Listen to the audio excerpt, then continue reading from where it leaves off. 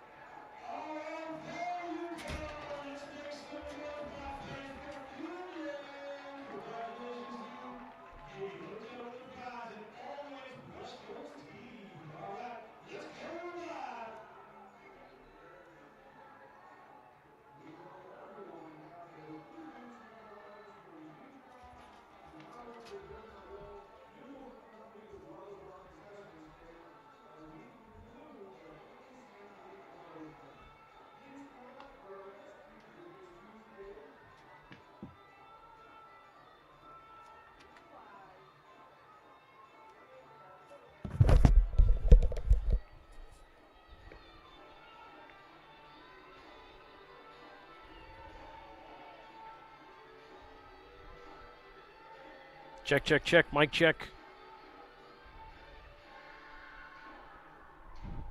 Mic check, mic check.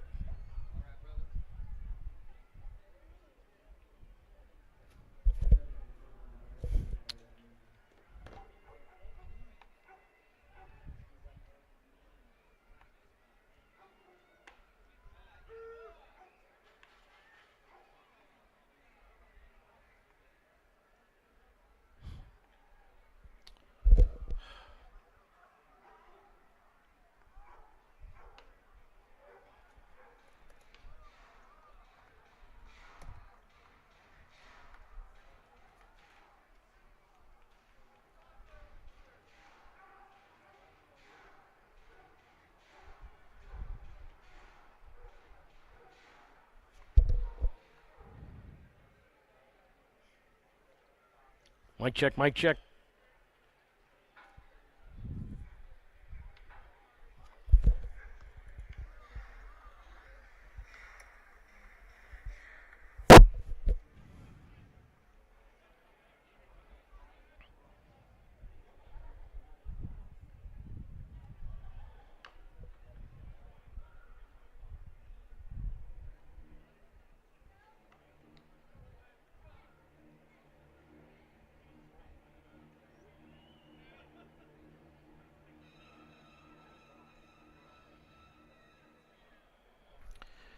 Well, apologize. We have had some technical issues, especially during a time when Rocky Mountain was coming back, and came back indeed. It is 8-7 Rocky Mountain after being down 7-0 after a half inning.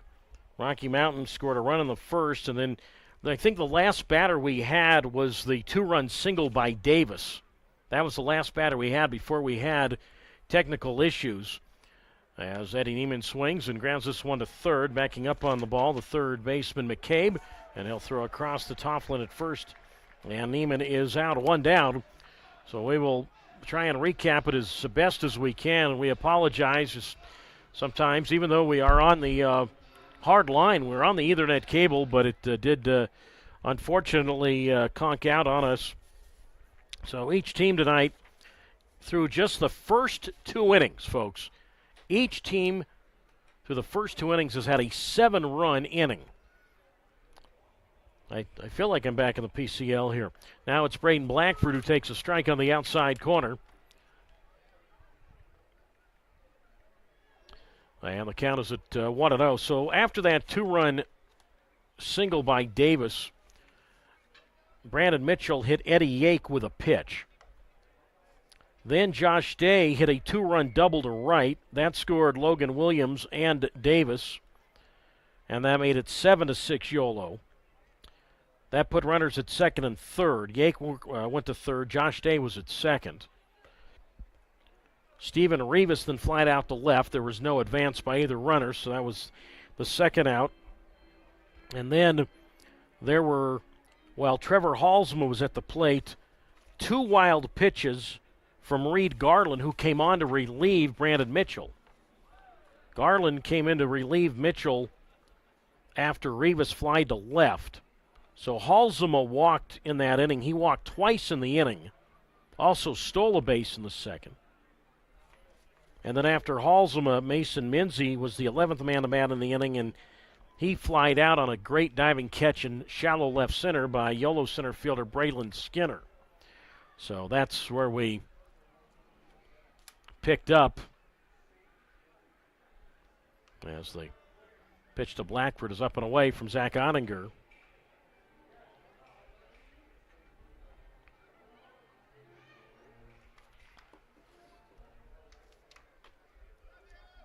So it is 8-7. Rocky Mountain as Blackford swings on a tapper on the grass, first base side of the diamond off the mound. The pitcher in Ottinger fields the ball and flips over to the first baseman Tofflin. And Blackford, who had a bases loaded walk in the first inning among 5 Yolo first inning walks, he is out for the first time tonight, 2 down. So that inning in the second for Rocky Mountain, it was 7 runs on 3 hits with no errors and 1 runner left. And now it's David Glancy who hits one foul right side, strike 1.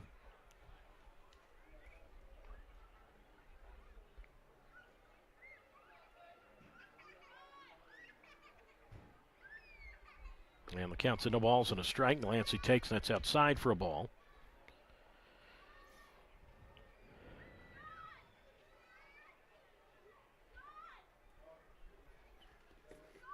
Eight to 7 Rocky Mountain. Top of the third. Ottinger came on to the first deals, and Glancy is swinging a foul to the backstop.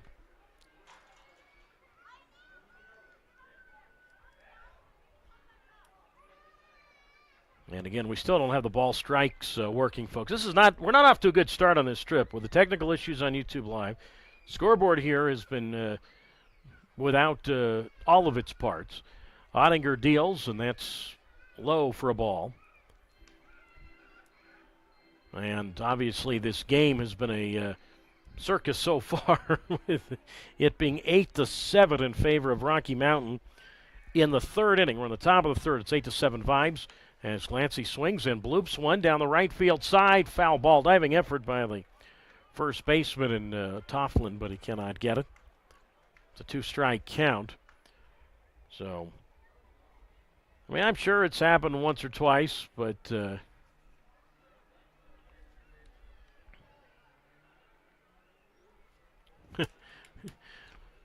maybe sometime in my career I've seen, but to have each team with 7-run innings. And, I know I'm going to, beat the dead horse here, but the leadoff walk in each of those 7-run innings, well, guess what it's to where it's led. Pitch on the way to Glancy, hit past the mound towards second. Yake circles to his right, throws across his body to Tofflin at first, and Glancy is out.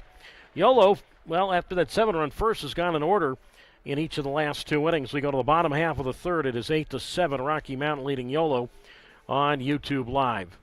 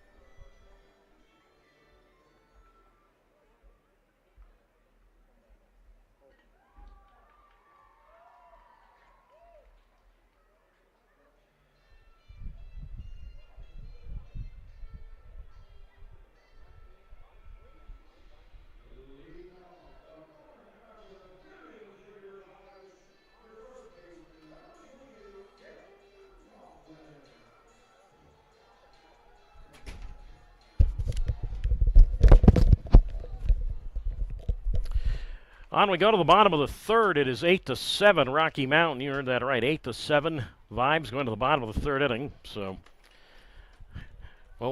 seemed like that 7-run first for Yolo was like 3 years ago. Dane Tofflin leads it off with the first pitch on the way from Reed Garland, and breaking ball, swing and a miss, strike 1-0-1. Let's catch up on Reed Garland again. He came in when we were knocked off for a few moments.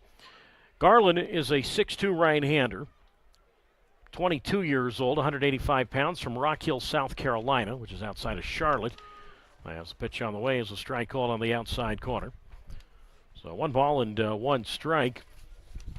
Garland, first appearance against Rocky Mountain. All of his other 3 appearances were against Oakland, which included a couple of days ago. A couple of days ago, was really last Saturday.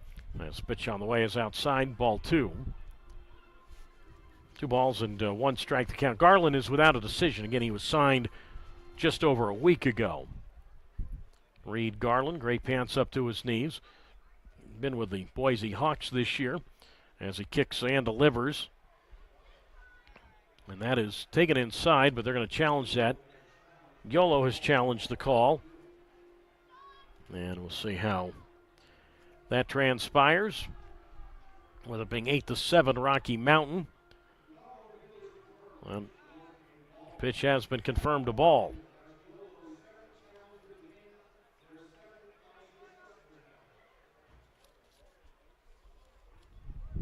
So I believe it's a 3-ball count here. Again, I mentioned the scoreboard does not work, or at least the ball strike indicator doesn't work. Garland from the set kicks and delivers, and Tofflin is swinging a miss at a curve, strike 3.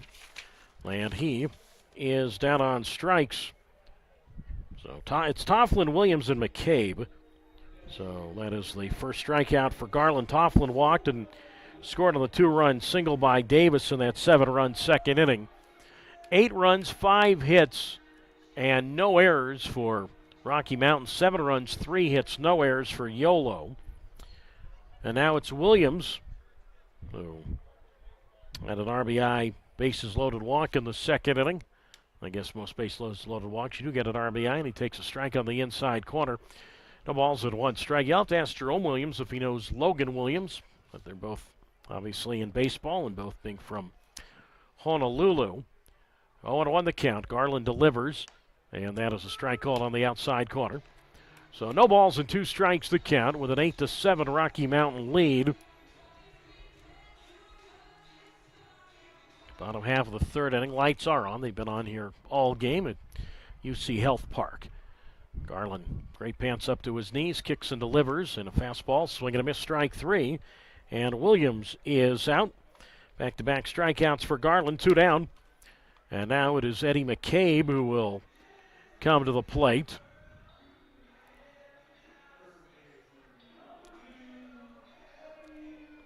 He struck out swinging in that 7-run second inning.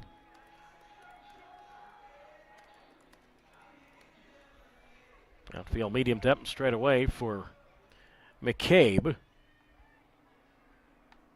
And the pitch on the way from McCabe to McCabe from Garland is outside, ball 1. And the count's at 1 ball and no strikes. So 1-0 the count from, as I said, Reed Garland to Eddie McCabe. And Garland deals, and that's taken low for a ball. So now 2 balls and no strikes the count.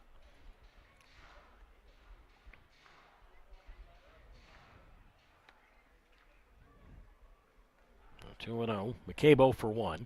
And he takes a breaking ball. And that is inside for a ball. So it counts now at 2 balls and 2 strikes. So look up. Has Boise been here this year? Boise's not been here. Okay, so Garland would obviously, if Boise's not been here this year, Garland would not have been here until now. Is the pitch on the way, and that's a strike on the outside corner. So the count's now at 3 balls and 2 strikes. Of course, Billy Horton's been here, the Yolo manager. He was here with Billings last season, 3-2. 8-7 in favor of Rocky Mountain. Bottom of the third, and the pitch swung on, and that is line fair on down the right field line. The ball pinballs back of the Rocky Mountain bullpen, and picking the ball up, the right fielder Glancy. His throw goes all the way in toward third. It was intended to go to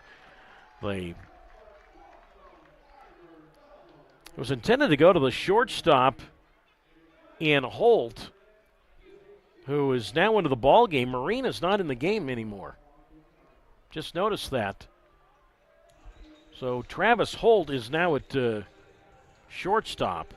Marine is out of the game. So not sure when Holt came in, but anyway, Holt, I know he hasn't hit yet, but he will bat in the second spot.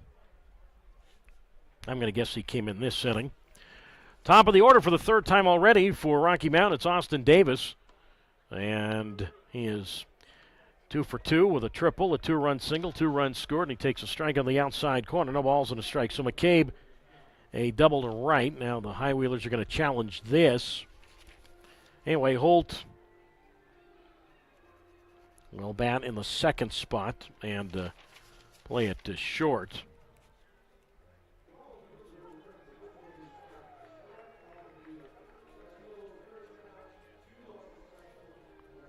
So I guess that call has been overturned.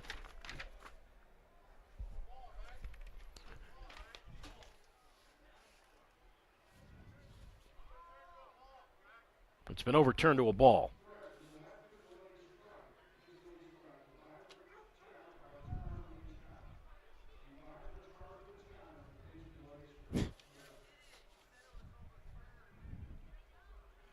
Well, what else are we going to have here tonight? We had a long night of baseball here, folks. I think we're going to see a lot of stuff here this evening. It is 8-7 Rocky Mountain. We're in the bottom half of the third inning. Doug Greenwald with you on YouTube Live and on Flow Sports. Flow Sports, of course, is on the other side, but the game is on Flow Sports. But we want you to listen to YouTube Live. We want you to listen to the Yolo broadcast. Lead at second base by McCabe. I don't know what the count is. As Garland delivers, and that's inside. That's a ball. One thing I would like, and I say this in all kindness, Cody Kernett, the plate umpire, to do is maybe after every pitch just give the count because it's not working on the scoreboard here. Outfield medium depth and straight away. And Garland delivers, and a curve, a swing and a miss. And that is strike 2, 2-2. Cody Kernett has been of huge help to me. Cody Kernett umpired the Yolo series at Idaho Falls. The count's at 1 ball and 2 strikes. And found out that Cody was umpiring this series, so I called him, and he was kind enough to give us the umpire rotation tonight. And he is also the crew chief. Cody Kernett, who is out of the Seattle area. Outfield medium depth and straight away. McCabe's at second. 2 out, 8-7 Vibes. Bottom of the third, and the 1-2 pitch to Davis from Garland is high ball 2. So the count's now with 2 balls and 2 strikes. 2-2 the count. Still plenty of daylight here in this Tuesday night from Colorado Springs. As Garland delivers from the set, and Davis swings. What else? Ground ball, right field, base hit. McCabe's going to be waved to the plate. The right fielder, Glancy, now will get the ball in, and McCabe stops. Initially, he was being sent to the plate and then slammed on the brakes. And I'll have to do some research between innings, see how many base hits Austin Davis has this year against Yolo. He is now batting 3,000 as a member of the Rocky Mountain Vibes. Let's put it that way. He's 3 for his first 3 in a Vibes uniform. And now it's Ernie Yake who comes up.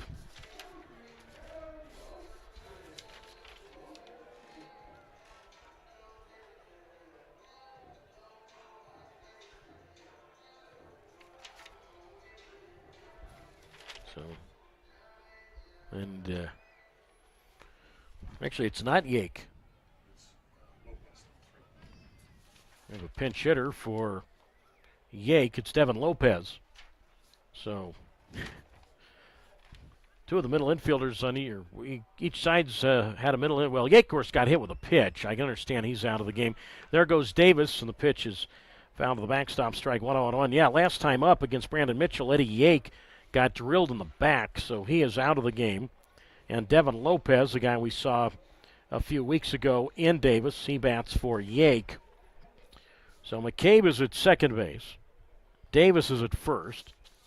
And the count to Lopez is at no balls and one strike. Devin Lopez, 236 in 33 Rocky Mountain games. 2 homers. He has 16 runs batted in. So Austin Davis, the runner at first base, being held on by Figueiredo. 8-7 Rocky Mountain, bottom half of the third. So Rocky Mountain's lost its starting second baseman. Yolo has lost its starting shortstop in Marine. And Devin Lopez at the plate, and he takes very high for a ball. So it counts now at 2 balls and 1 strike. So 2-1 the count. I have a feeling 8-7 is not going to be the final score here tonight. Just a hunch. So 2-1 the count. And the pitch, there goes Davis. Throw goes down to second base, and Davis is out with a slide. Throw taken by the second baseman, Leday. 2-4 on the caught stealing. And Austin Davis is out. And that concludes the bottom half of the third. So Davis, who with Oakland this year had 29 steals, has been caught now just for the 6th time this year. So 2-4 on the caught stealing. No runs, 2 hits, no errors. 1 man left. After 3, it is 8-7, Rocky Mountain leading Yolo on YouTube Live.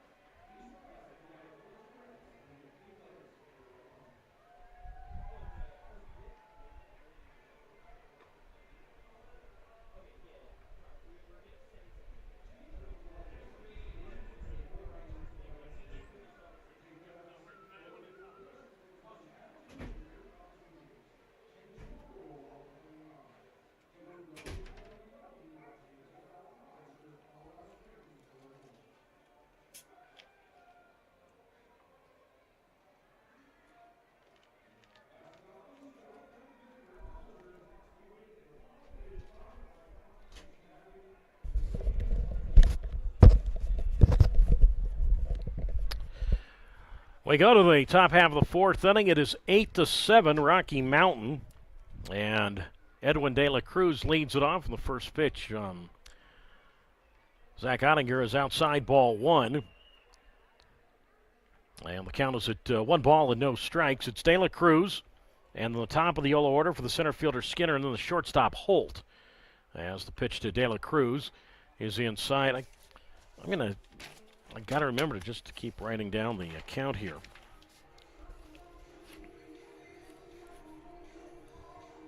Which I believe is at 2 balls and no strikes. De La Cruz, part of that 7-run Yolo first with a 2-run single.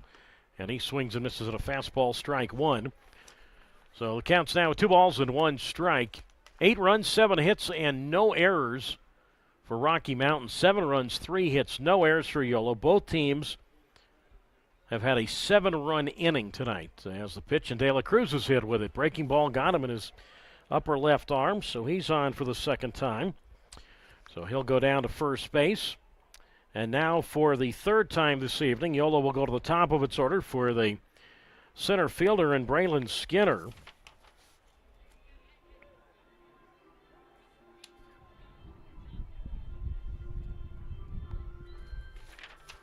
Skinner Well, he got the game going with a walk and then had an RBI ground out later in that first inning. So he is 0 for 1 tonight with a walk and a run scored and an RBI, and he takes a strike on the outside corner.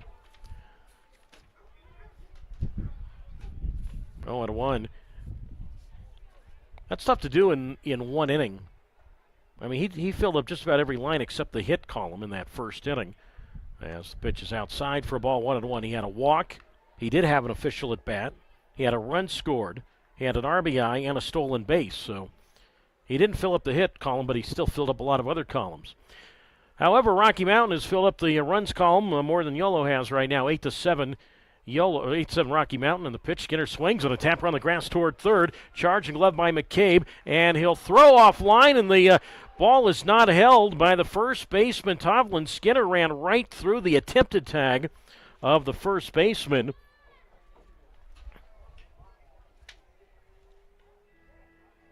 And we'll see how that is ruled. I mean, you have Skinner.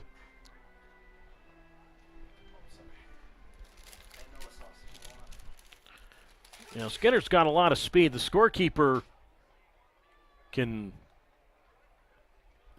take into account the speed of the runner. We'll see how they rule that. Now it's Travis Holt for the first time. He shows bunt and takes low ball 1. And the count is at 1 ball and no strikes. So we'll worry about the ruling later. Meanwhile, De La Cruz is at second. Skinner is at first. Again, Travis Holt came on in the bottom of the third inning to play shortstop. He's still looking for his first hit as a high wheeler. He's 0 for 7 since signing last week. Remember, Holt began the year with Billings. I wonder if Billings has been here this year. Billings hasn't been here this year. Oh, they have been. Okay, Billings has. I'm asking a reliable source with me in the booth. And now Holt bunts through, didn't bunt through it, but bunts it foul at the plate, strike 1-0-1. That'll be ruled an error on the third baseman, McCabe. E5 on the throwing error. So De La Cruz moves to second. Skinner on at first. So we've seen just about everything so far tonight, except that's been the first error. We haven't seen a home run yet. I have a feeling we will. As Holt swings here at a changeup, misses from Ottinger. And he is down on strike, so an unproductive at bat for Holt, again, who has been here with Billings this season. So he strikes out swinging. That's first strikeout. And now it's Bobby Leday who comes to the plate. So De La Cruz at second, Skinner at first. And an 8-7 Rocky Mountain advantage, and the pitch, and that's taken for a strike on the inside corner. And the count's at no balls and 1 strike. Leday, part of that 7-run Yolo first with an RBI single to center. Outfield medium depth straight away. And the pitch on the way, and that swung on and hit foul toward the backstop.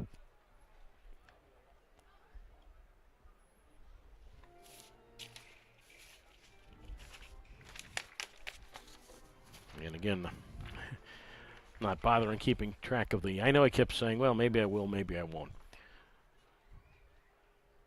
Runners lead at first and second, and the pitch, and Leday chases that one well out of the strike zone and misses it, and he is out.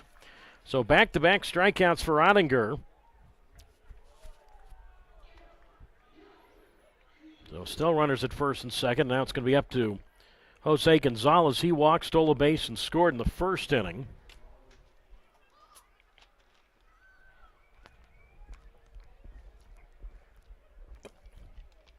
Eight to 7 Rocky Mountain, and the pitch. And Ottinger, who came on in the first inning, misses outside ball 1-0. Probably no consolation to Eric Johnson, the Rocky Mountain starter, because he didn't get out of the first inning, but he cannot lose this game now. As the pitch on the way to Gonzalez, and he flies this one toward center. Sends Davis going back, and this ball is off the wall. In to score is De La Cruz. Skinner is going to be waved to the plate, and he will score standing up. It's a 2-out, 2-run double for Jose Gonzalez. And now Brandon Mitchell cannot lose this game for Yolo. And it's now 9-8 in favor of Yolo. Hey, I got one thing right tonight. I said that 8-7 was not going to be the final score. So Jose Gonzalez, give him his first hit tonight. Give him a 2-run double. And now it's Alejandro Figueiredo who comes up.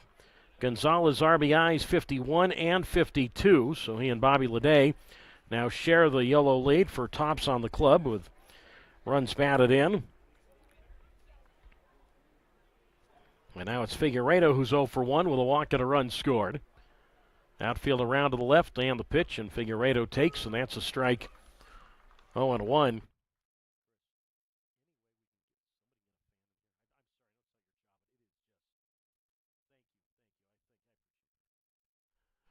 So no balls and 1 strike to count to Figueiredo with Neiman on deck. Outfield medium depth straightaway. And the pitch to Alejandro swung on, and that's driven towards center field. That's going to get down for a hit. Billy Horton will hustle Gonzalez to the plate, and he will score standing up. So 3 2-out runs in the top of the 4th. Make it now a 10-8 Yolo advantage. So give Figueiredo his first hit of this series. RBI for Alejandro as a member of the High Wheelers is his 12th. And now Eddie Neiman, the designated hitter, digs in. RBI infield hit in the first.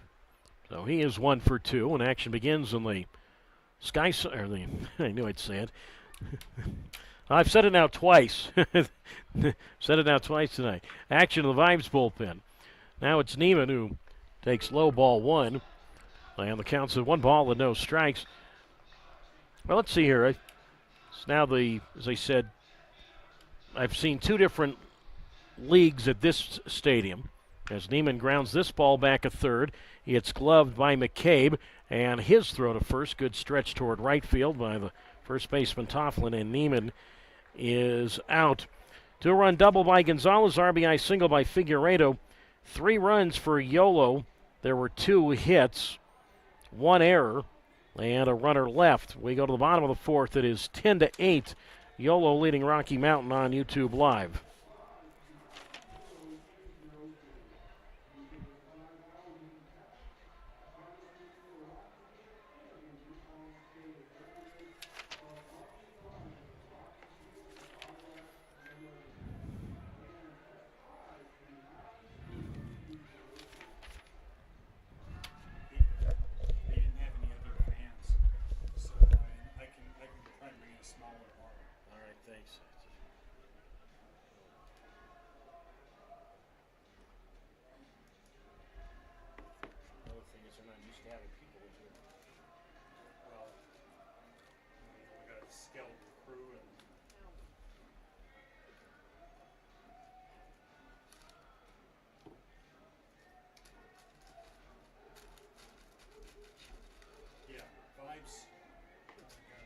Won 6-game series against Billing, but none of the other northern teams.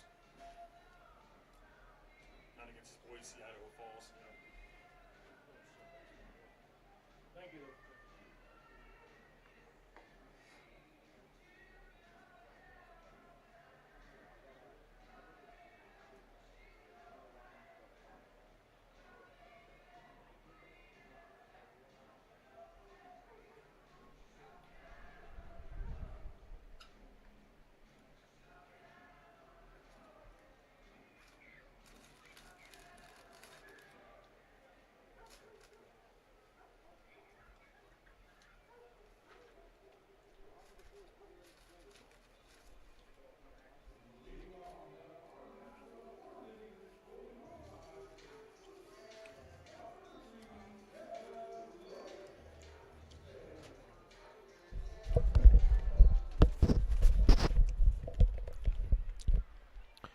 Well, on we go to the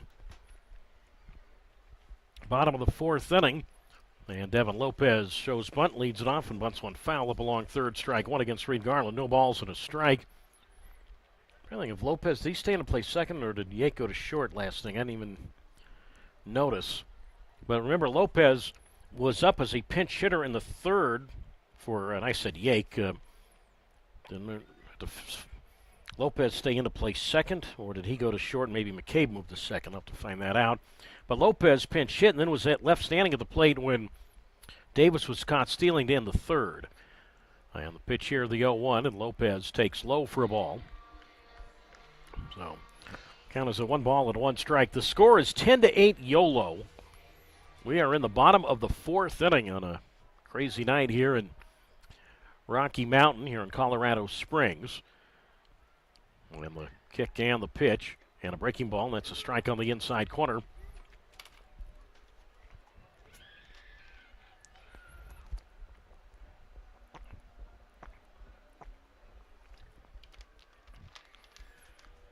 So 1 ball, 2 strikes, and the pitch, and that is high ball 2.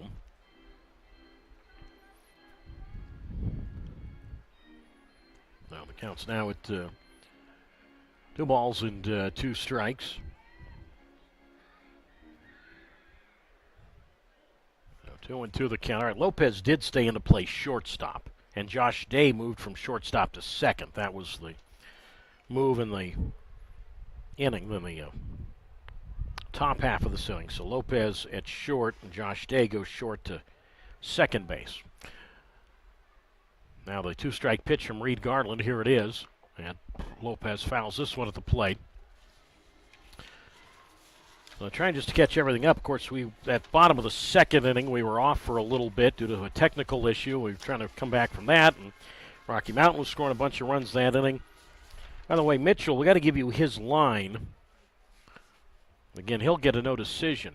Both starting pitchers who did not pitch very well tonight, neither will get a decision. And I say didn't pitch very well, the fact that neither pitcher got past the 2nd inning. Next pitch outside to Lopez for a ball. Lopez we saw sparingly in the series in Davis a few weeks ago. As Reed Garland sidestep offering, and Lopez taps one foul up along third. All right, Mitchell worked an inning and 2/3, allowed 5 hits, 8 runs all earned. He walked 3, struck out 1, offered 1 wild pitch, and he hit a batter. So he had a 7-run lead before he even threw a pitch and couldn't get out of the 2nd. As Lopez pops this one up foul right side. The count stays at 2 strikes to Evan Lopez, who utility infielder. He's 23, actually now 24 years old. Grew up in San Bernardino, went to Columbia College, which is in Missouri, in NAIA school. And the 2-strike pitch from Garland, fastball, swing and a miss, strike 3. And Lopez is out. So that's the 3rd strikeout for Reed Garland. 1 down, and now the second baseman, Josh Day, will come to the plate. Now, I was talking earlier about, I know I've slipped a couple of times and said Sky Sox, after all the years that coming into this ballpark. And so when Hudson Ridley, the broadcaster for Rocky Mountain, who I had not met until tonight, he and I had talked on the phone and texted quite a bit before tonight, as the pitch to Josh Day. Line to third, caught by Blackford, just back of the bag in fair territory. That ball was smoked. Nice catch there by the third baseman and Braden Blackford. 2 down in the 4th inning. And now it's Steven Rivas who comes to the plate with a 10-8 Yolo lead.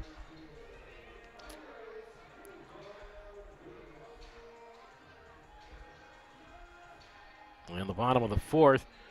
And, Hudson is in what is the old visitors booth here at UC Health Park, or as it was then used as the road booth, visiting booth, when it was in Security Service Field, or before that, Sky Sox Stadium. As the pitch is outside, ball 1. 1 ball, no strike. So I am sitting in the booth formerly occupied by one Mr. Daniel Karcher, who was about the 30-year voice of the Colorado Springs Sky Sox. As the pitch fouled off left side, he and his home partner, Dick Chase. Dick sadly no longer with us, but 2 legends that were here in the Springs for many years as the broadcasters. Bottom of the 4th here, 10-8 Yolo, and the pitch to Rivas. And that strike 2 called on the outside corner, so strange to be calling a game in what I still consider Karcher's booth. And when Colorado Springs and the Sky Sox left the PCL after 2018, then became rookie ball, became affiliated rookie ball in the Pioneer League as the Brewers Pioneer League club. Karch was out. I think his choice, but Dan left. after many, many years. So, as I said, almost, let's see here, 2018, 19, 29 years he was the radio voice of this of the AAA team here. The kick and the pitch, and Rivas looks at strike three on the outside corner, and he is out. So first time tonight, the vibes go in order. Fourth strikeout for Garland. We move on to the fifth. It is 10-8. Yolo leading Rocky Mountain on YouTube Live.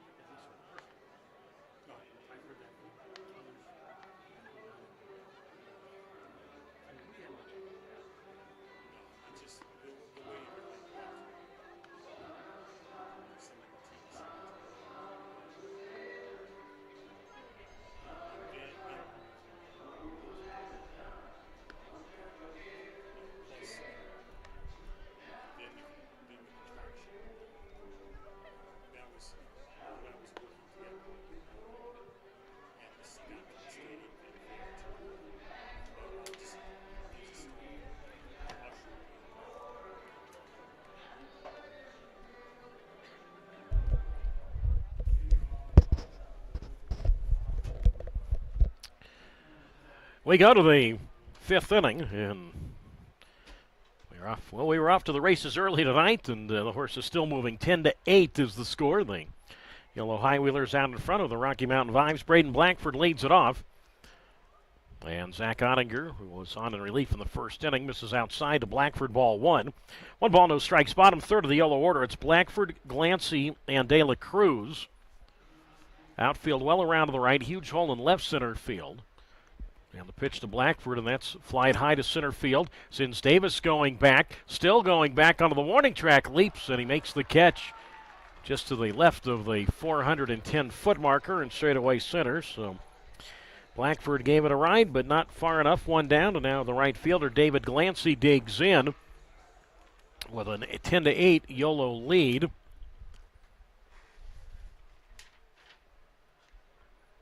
The dimensions here at UC Health Park, 350 down the left field line, 410 to straightaway center, and 350 down the right field line. The scoreboard and video board are out in left center field where it's always been, as Glancy fouls one off left side, strike one. No balls and one strike. I'd say roughly about an 18-foot wall all the way around. I say all the way around. From the left field foul pole toward the video board in left center, then the wall drops down to maybe 8 feet.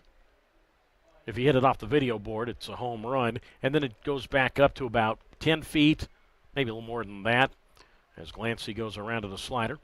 Strike 2, 0-2 the count, and then you get out toward right center field. It's maybe, I'm going to guess and say 15 feet. So there's different heights to the wall here. Double deck signage all the way around. But in each of the corners, the wall curves. Top of the fifth inning, it is 10-8 Yolo. And the pitch, and that's outside for a ball.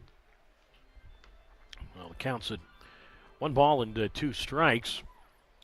And over the years, I'd come into Colorado Springs and, I would explain where this ballpark is as the pitch on the way, and that swung on and hit toward third. To his left, McCabe plays the big bounce, and he throws to Tofflin at first. And Glancy is retired. 2 out in the fifth inning. Top of the fifth inning, it is 10-8 Yolo.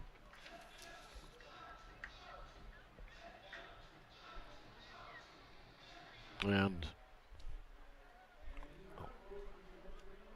now it's De La Cruz. By the way, 385 to the gaps. Failed to mention that. So anyway, but remember the ball does carry here at high elevation, 6,500 feet thereabout.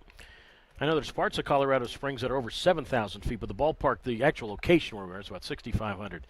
De La Cruz takes a strike on the outer half, 0-1. And Ottinger right back, and the pitch line foul into the first base Vibes dugout. And that's strike two. 0-2. De La Cruz been part of a couple of run-producing innings tonight for Yolo. 2-run single in the first. That 7-run inning. And then he got the fourth inning going as he was hit with a pitch. As the pitch here to De La Cruz. Ground ball, left field, base hit. So Edwin De La Cruz on base now for the third time tonight. He's 2 for 2. And that is hit number 5 for Yolo to go along with a 10-8 lead. And now for the fourth time this evening, Yolo will go to the top of its order for the center fielder, Braylon Skinner. He is 0 for 2 with a couple of runs scored and a walk. But, yeah, I would explain that this ballpark is really not anywhere near what you would consider certain parts of Colorado Springs. Pitch is outside for ball 1-0. It's nowhere near downtown. It's nowhere near the Air Force Academy. It's not anywhere near where the Olympic Commission is. A pitch on the way, swung on and tapped on the grass toward first. Far to his right, Tofflin flips to the pitcher, Ottinger covering and gets his right foot on the bag ahead of Skinner. 3-1 on the play. And Yolo done on the fifth. 1 hit, 1 left, halfway done. We go to the bottom of the fifth inning. It is 10-8, Yolo leading Rocky Mountain on YouTube Live.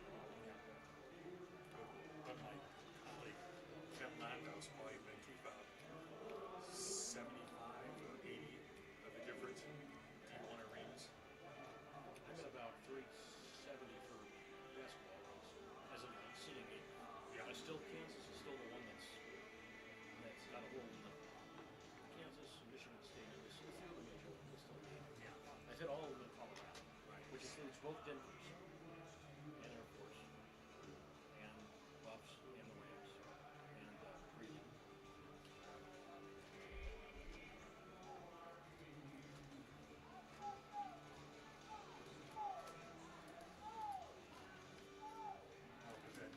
Series with Billings. I was the only series we played against the northern team. Because of the travel location of the teams and stuff.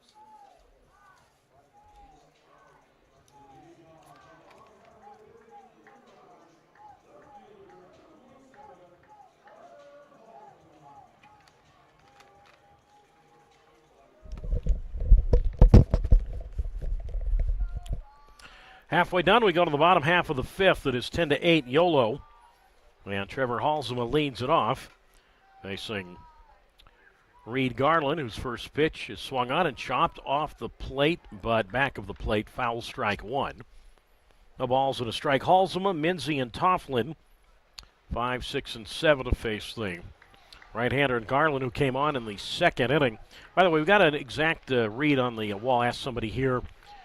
The taller walls here, 16 feet. So for the most part, it's a 16-foot wall. And then when you get out to the video board, the wall drops down to 8 feet. As Halsema swinging a foul to the backstop, strike two. No balls and 2 strikes at UC Health Park. As I said, third time I have been here.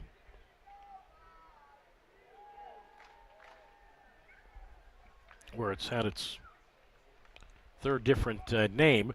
As Halsema taps one foul up along third. And holds it 0-2. And I understand the naming rights are up after this year. So we could see another name of this stadium next season. 0-2 the count. It is 10-8 Yolo. And the pitch is outside for a ball. And the count's at 1 ball and 2 strikes.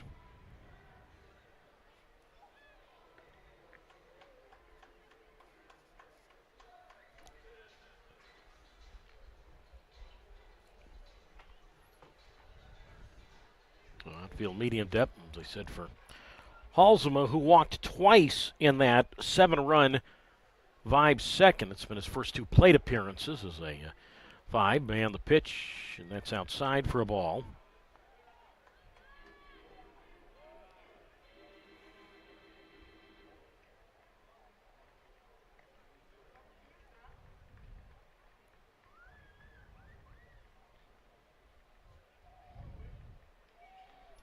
There's the pitch here, and that's taken low inside to Halsema.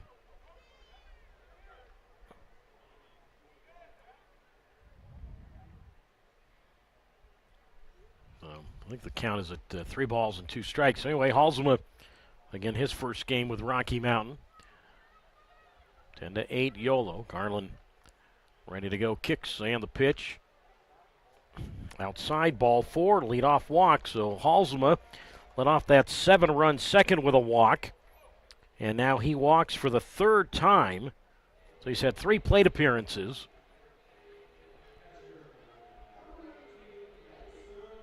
And they've all been a walk. And now it's Mason Minzy who comes up. And he is 1 for 1, a single and a run scored. He's also flying to center field.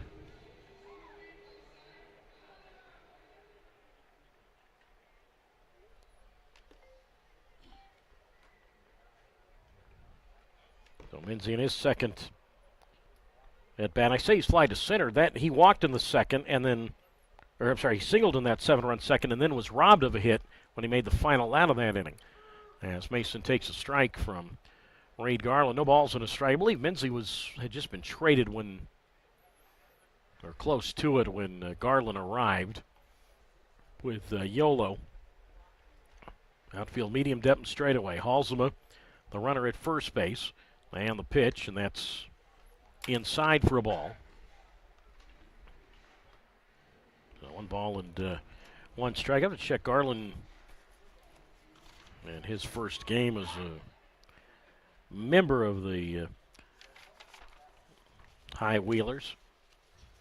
Of course, I say last homestand. Everything was last homestand. 10-8 Yolo. We are in the bottom half of the 5th.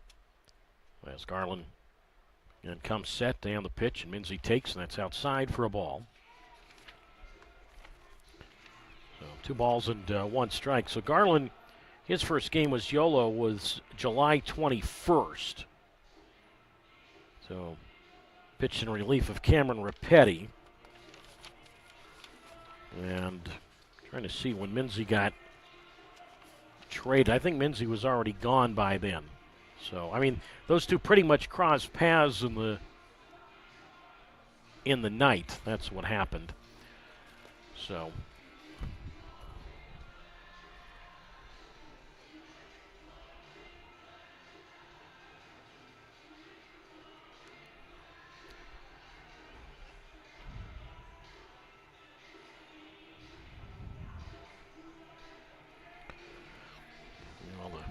catcher De La Cruz out to talk to Garland, and looks like there is action in the Yolo left field bullpen. But anyway, Garland, as I said, had been with Boise this year, but Boise has not come here. The only team from the north that's made a trip here to this ballpark this season has been Billings.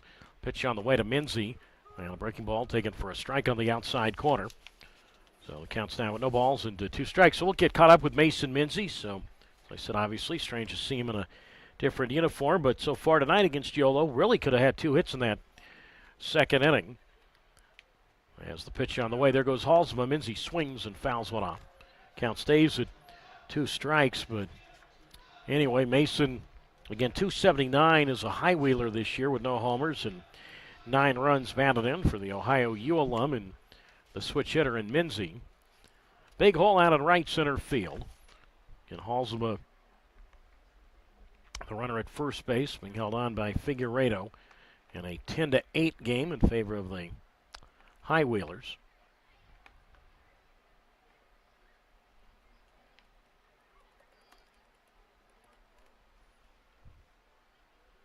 Bottom of the 5th. And the pitch on the way from Garland from the set, and that is way inside for a ball.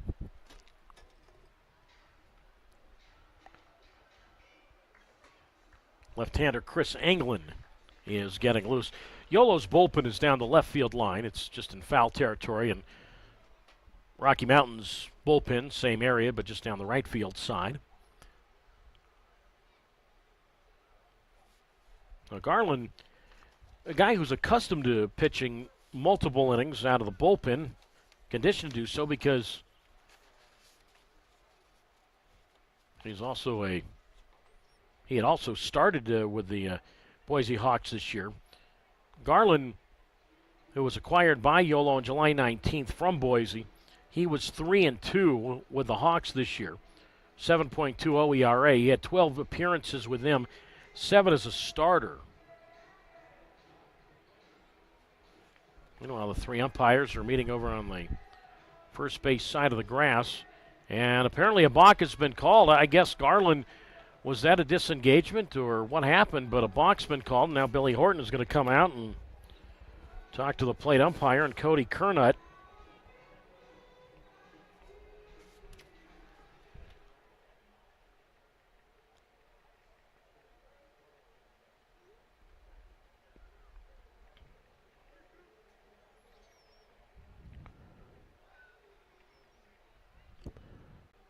And I guess whatever Billy had to say was a quick explanation. So Halsema a second on the balk. And now the pitch on the way to Minzy, and he made a motion and went around, and he is out on strikes. So Minzy goes around. He started putting down his shin guard and all that, tried to disrobe a little bit, and instead he's been, well, I'd say rung up, but the third base umpire and Elliot Sparks said that Minzy swung. So Minzy unable to advance Halsema, and that's the 5th strikeout for Garland. So 1 out. Halsema holds at second base. And a 10-8 lead for the High Wheelers. Yeah, I'm trying to think here. So this is the second different league that I've seen play at this ballpark. Round Rock, I've seen 2 different leagues play. I've seen a AA and a AAA.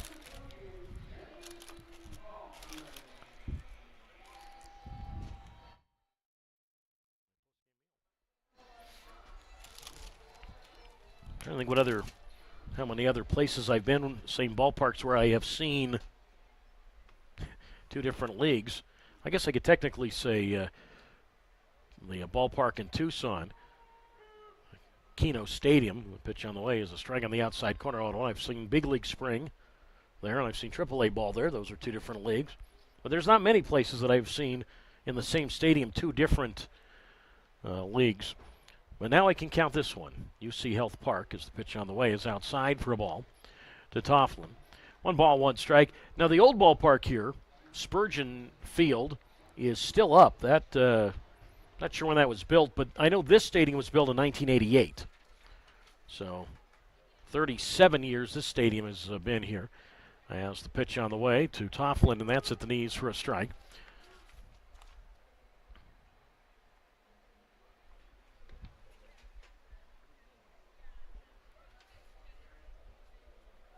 Counts at 1-1. 1948 is when Spurgeon Field was built, but as I said, that one it's still around. Lead at second by Halsema. 10-8 Yolo. And the pitch, and that is the inside for a ball.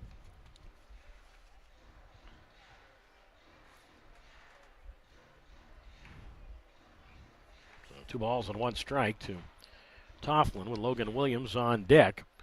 Runner at second is Halsema. Outfield medium depth straightaway. And the pitch upcoming from Garland. And that's popped up foul right side. So the count now at 2 strikes. Yeah, Sky Sox had a team there in the old Western League that played there for 9 seasons. And then eventually moved in here in 1988 when it was in a Cleveland Indian farm club. That's right, the Indians were here. Jim Thome played here. Charlie Manuel. First, later went on to manage the Phillies to a world championship. He piloted a team here. So the Indians were here for a few years, and then they were here from 1988 through 92, and then it made sense to obviously have the Rockies as the AAA farm club, and the Rockies were here from 1993 through 2017. Let me correct that, through 2014. 2014 was last year. The Rockies were here. The pitch on the way, tap foul up along third. So the Rockies were here for 22 seasons as the farm club, and then the Brewers were here as a AAA farm club from 2015 to 2018. But obviously, pretty much all the years I came through here was a Rocky farm club, just about. The pitch from Garland to Tofflin popped up foul right side. The score is 10-8 Yolo over Rocky Mountain.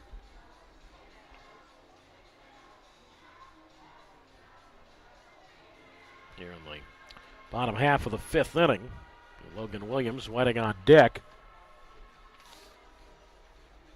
But anyway, definitely strange for all these years later, 7 years later, for me to come here. And it's the same structure. I mean, it still looks the same. 2-strike pitch with Halsem at second, and Tofflin takes low and in. And that is ball 4, so the full count pitch. And for Reed Garland, that is the 3rd walk he has issued, and that'll be the last walk he issues as Billy Horton is on his way to the mound. England's been warming for some time, so we'll step out. England, and also a right-hander, is getting loose as well, so we'll see who Billy Horton calls upon. We'll take a break. We're in the bottom half of the 5th in this crazy ball game here so far. It is 10-8. The Yolo High Wheelers out in front, 2 on, 1 out. Back in a moment to tell you about Jack Zalaski on YouTube Live.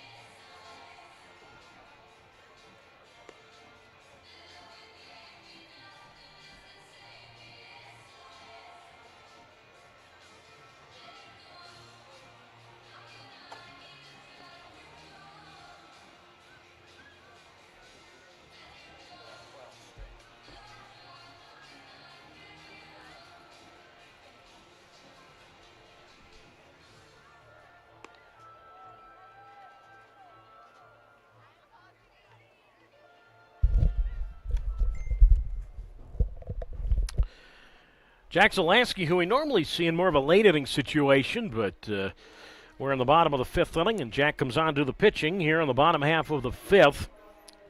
And the lead is 10-8 Yolo, so 2 on and 1 out, and Logan Williams comes up to face Jack Zalaski.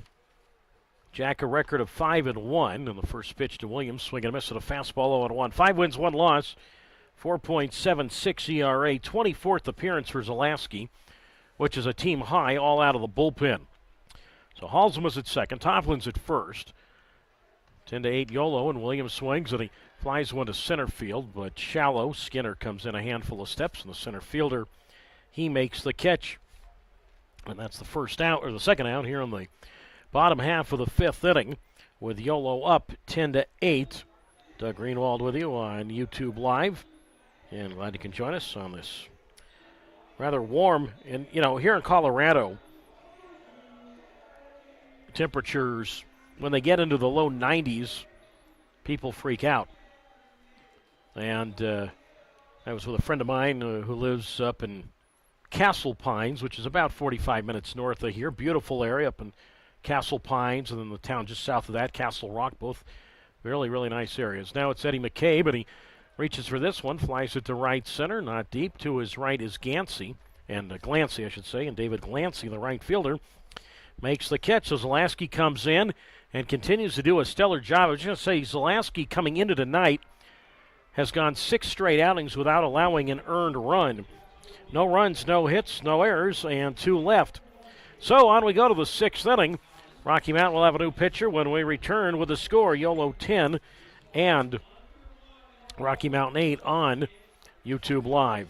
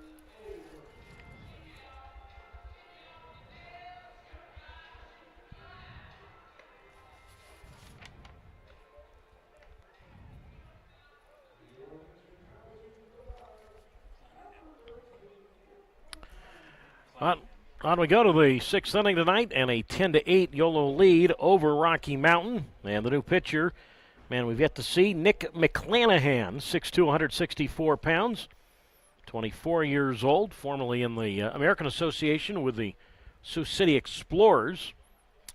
So he will do the pitching, and Travis Holt leads it off. 10-8 Yolo, and the pitch, and Holt takes a strike on the inside corner. No balls and a strike. It's Holt, Leday, and Gonzalez, 2, 3, and 4 to face McClanahan. Outfield medium depth straight away. And the pitch, and that is outside for a ball. So 2 balls and no strikes. Reed Garland for Yolo, 2 2/3 innings of shutout relief. Gave up 2 hits, 3 walks, 5 strikeouts. Offered 2 wild pitches. There's the pitch here to Holt. That's a strike call on the inside corner. He's going to challenge that.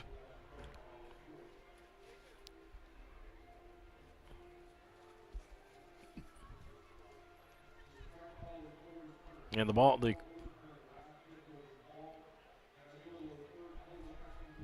call's been overturned to a ball. So there you have it. So again, Garland, 2 2/3 shutout innings, 2 hits, 3 walks, 5 strikeouts, and offered a couple of wild pitches. Outfield medium depth straight away as McClanahan deals, and he slings that one outside for a ball. And again, without the scoreboard working and me not keeping track, we'll just we'll do a recreate here. We'll make it up. I think it's 2 balls and a strike. 2-1 the count, I think, and the pitch 2-2 the count apparently. Strike 3 called. Well, second time tonight the home plate up. And again, I like Cody Kern. Cody, I like you a lot. Don't get me wrong. I do. Do a good job, but it's now twice tonight he's rung up a batter when a batter hasn't been rung up. And now the pitch is low, ball 4. In other words, he's gone to the emphatic umpire strike 3 motion. And instead it's been instead it's ball. Instead it was really strike 2. So that made it 3-2. And now Holt draws a walk. So Holt, who came on in the 3rd inning in place of Braylon Marine, he walks. And now it's Bobby Leday, who's 1 for 3. RBI single and a run scored, and the pitch bunted foul up along first, strike 1.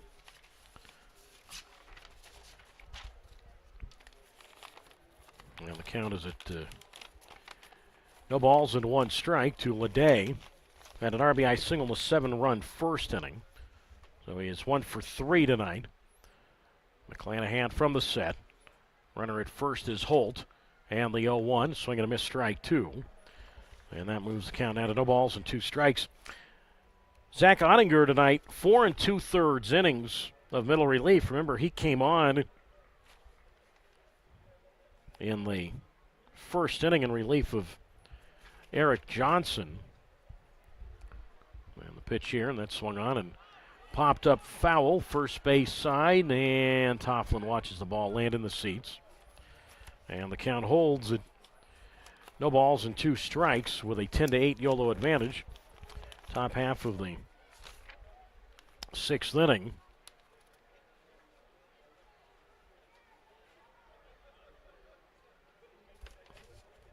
And I think Johnson, I had said he allowed 6 runs. Johnson, the starter, he allowed 7 runs. So all 7 runs in that first inning were charged to him. And the pitch to Leday is outside for a ball. 1-2. So Eric Johnson, I want to clean up the line because as you know, I'm a bear for detail. Worked a third of an inning as a starter. Went 1/3 of an inning, 2 hits, 7 runs all earned. 5 walks, no strikeouts. 1 ball, 2 strikes the count. Hold at first, and Leday chases that breaking ball well out of the zone and misses it, strike 3, and he is out. 1 down. First strikeout for McClanahan.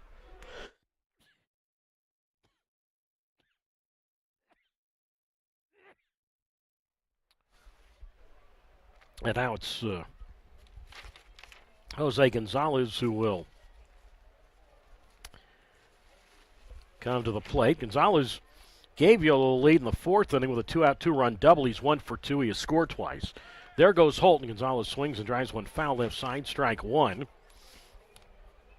And the count's at no balls and 1 strike.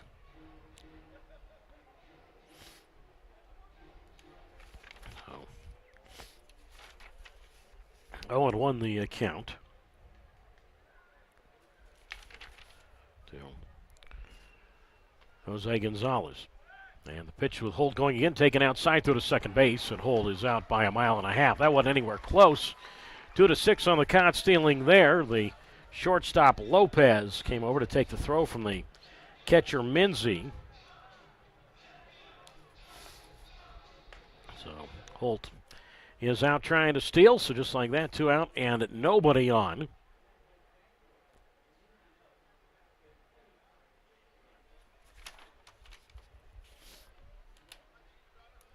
And a 10-8 Yolo advantage, and the pitch, Gonzalez a swing and miss at a fastball, strike 2. 1 ball and 2 strikes. Zach Ottinger tonight for the Vibes, 4 2/3 innings, gave up 4 hits, 3 runs all earned. No walks, he struck out 3. As the pitch to Gonzalez way outside for a ball. So the count moves now to 2 balls and 2 strikes. So 2-2 the count. So 10 runs, 6 hits, no errors for Yolo. 8-7-1 for Rocky Mountain as Gonzalez swings and misses at a fastball from McClanahan. And he is out on strikes. McClanahan, by the way, from Union, Kentucky. We'll talk more about him when he if he comes back out in the next inning. No runs, no hits, no errors, and nobody left. We move to the bottom half of the sixth with a score, Yolo 10 and Rocky Mountain 8 on YouTube Live. White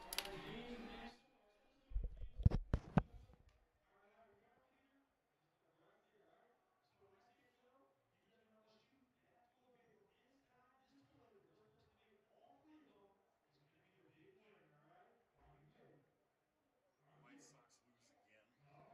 in a row. Yeah.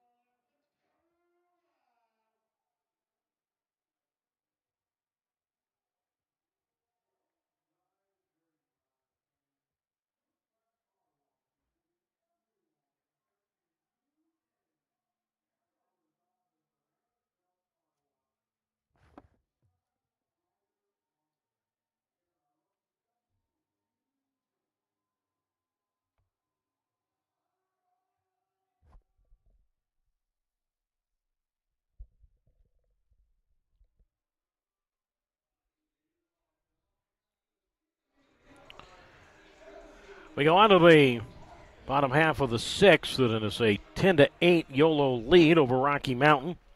Doug Greenwald with you on YouTube Live, and Jack Zelaski's first pitch to Austin Davis, spun it up on the grass, third base side. Zelaski off the mound, fields it, but his throw way too late to the first baseman Figueredo, and Austin Davis is now batting 4,000 as a member of the Rocky Mountain Vibes. He is 4 for 4 now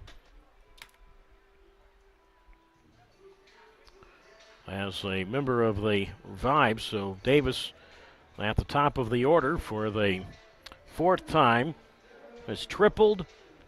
It's had a 2-run single and then single and single. So he is now 4 for 4. And now the possible tying run comes up, and it's Devin Lopez who bunts this one up on the grass first base side. Zelaski off the mound up with the ball. He'll throw to Figueredo at first. Sacrifice is successful, 1-3 on the sac bunt. So that's one out. Austin Davis up to second base. I gotta do some math here, which supposed to be, I'm not very good in that subject or most subjects. As now Josh Day digs in. He is 1 for 3, a 2-run double, and a run scored in that 7-run second inning. 10-8 Yolo. We're in the bottom half of the sixth. And the pitch on the way, and showing bunt there is Josh Day, who takes outside ball 1. 1 ball and no strikes. And of course, we know that Oakland and Yolo play each other, seems like every 10 minutes. But you have to see how many hits Austin Davis has this year. As the pitch on the way is outside for a ball. Now Austin Davis and Halsman, those guys, they've actually played at this ballpark this year. Oakland played a 6-game series at Rocky Mountain late May into early June. And Austin Davis had a 4-hit game at this ballpark on May 28th. As the pitch today is inside for a ball. And that's his second 4-hit game here. He had 11 hits in that series. And then there was one game where he was 0 for 6.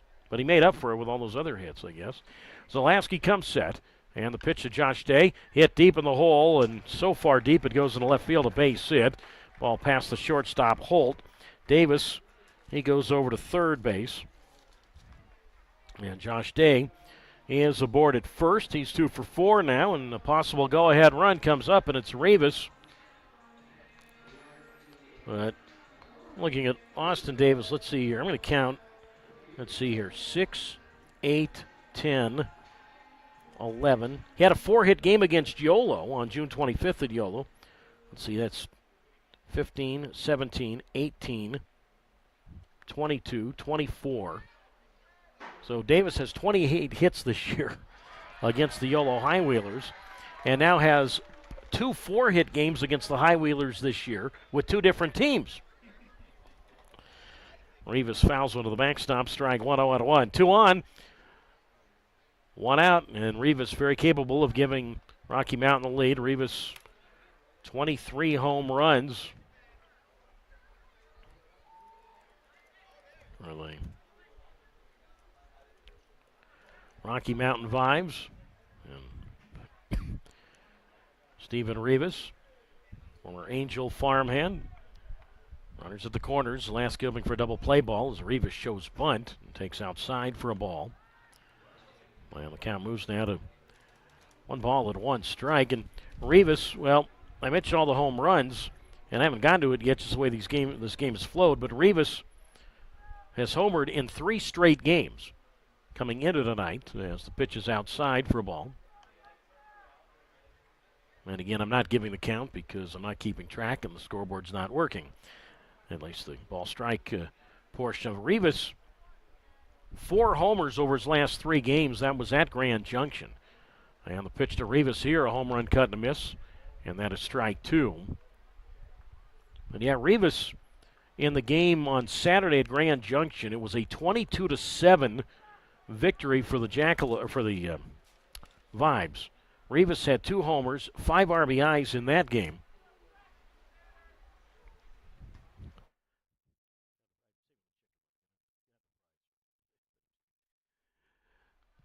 Two strikes to Rivas, who was 0 for 3. There goes Josh Day, and Rivas swings on a pop-up foul left side.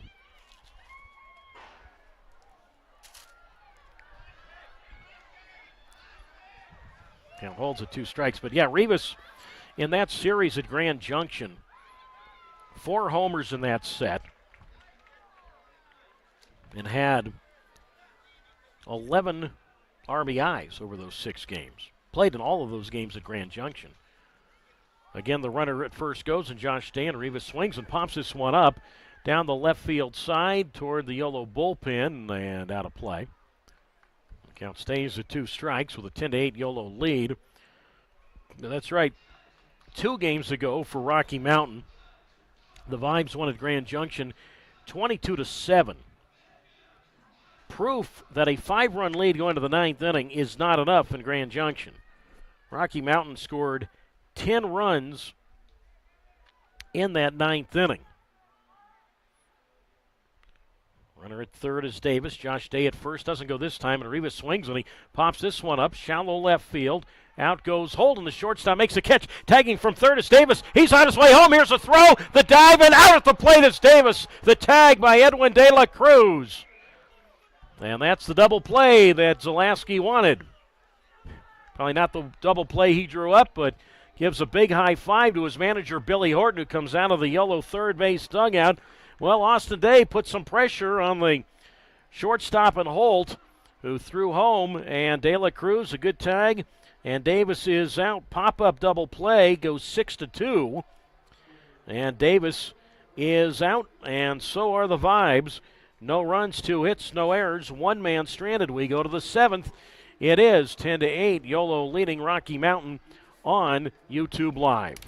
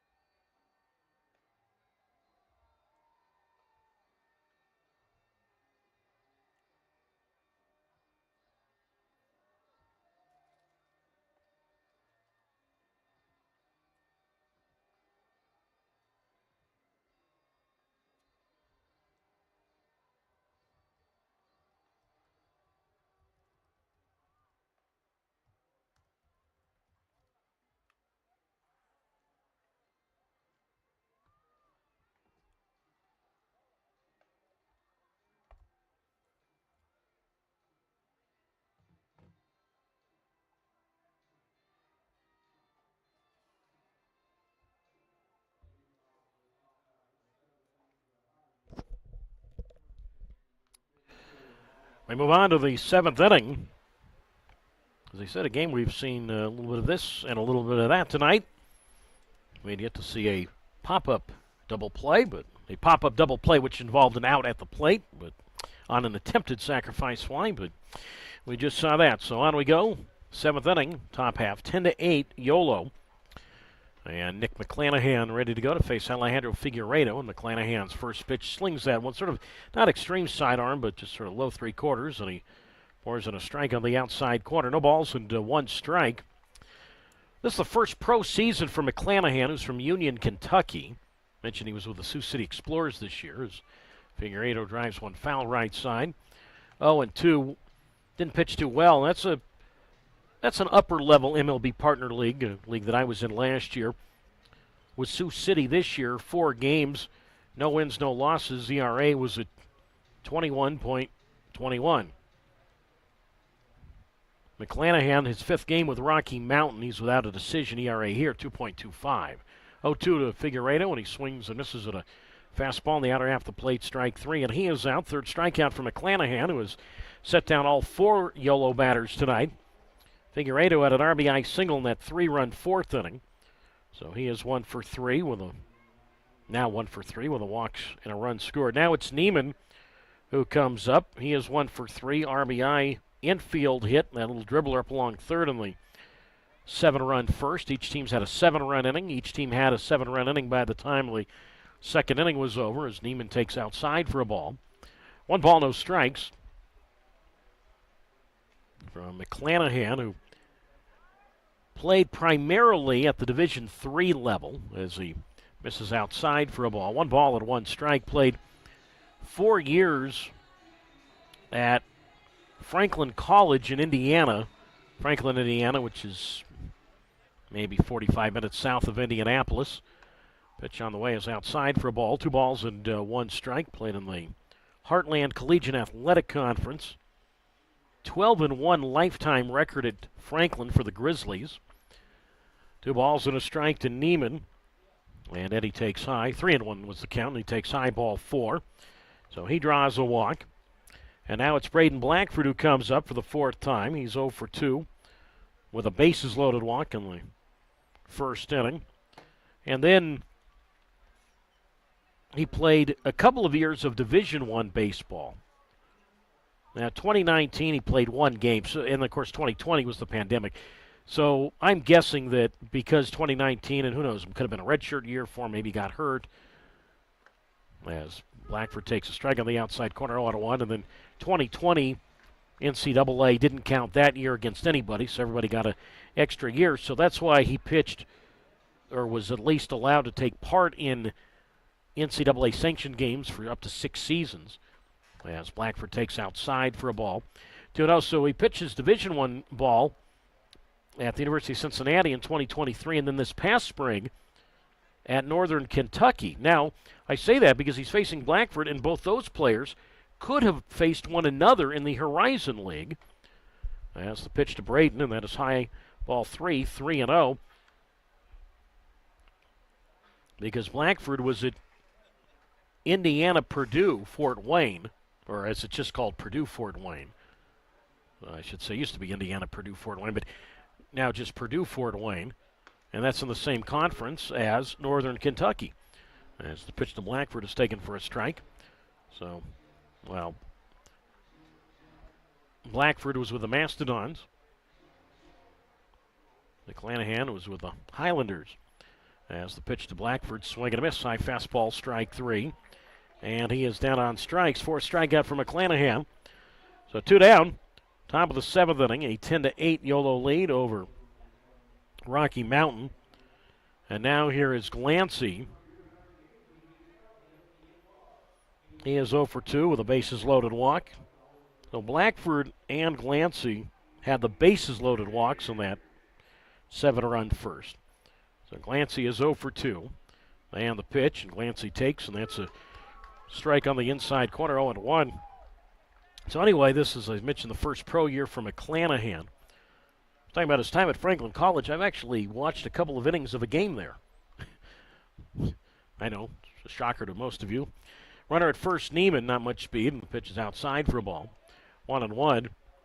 Was out driving around one day. It was the afternoon of the 2021 NCAA Division I men's basketball Final Four, which that year was held in Indianapolis, so I went to that. But that wasn't until late in the afternoon. Glancy a swing and a miss at a pitch down at in strike 2. 1-2. So I had all morning and early afternoon, so I was driving around a lot of the small Indiana towns, maybe an hour south of Indianapolis, and came upon Franklin, which is pretty much a college town. They have an old downtown there, and went over to the beautiful campus, a lot of old-style campus buildings there, and Franklin College happened to be playing that day, so I went over and caught a couple of innings there. Who knows, maybe McClanahan pitched in that game. Delivers here, and Glancy pops on a foul right side.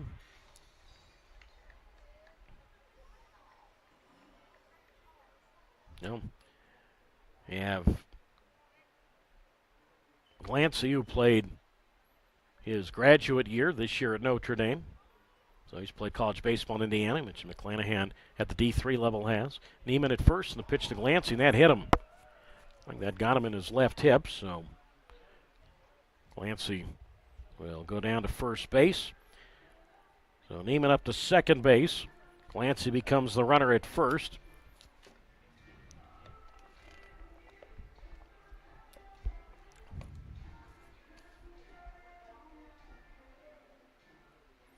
And the High-Wheelers bench out to check on Glancy. Looks like maybe his right elbow. Looks like the trainer is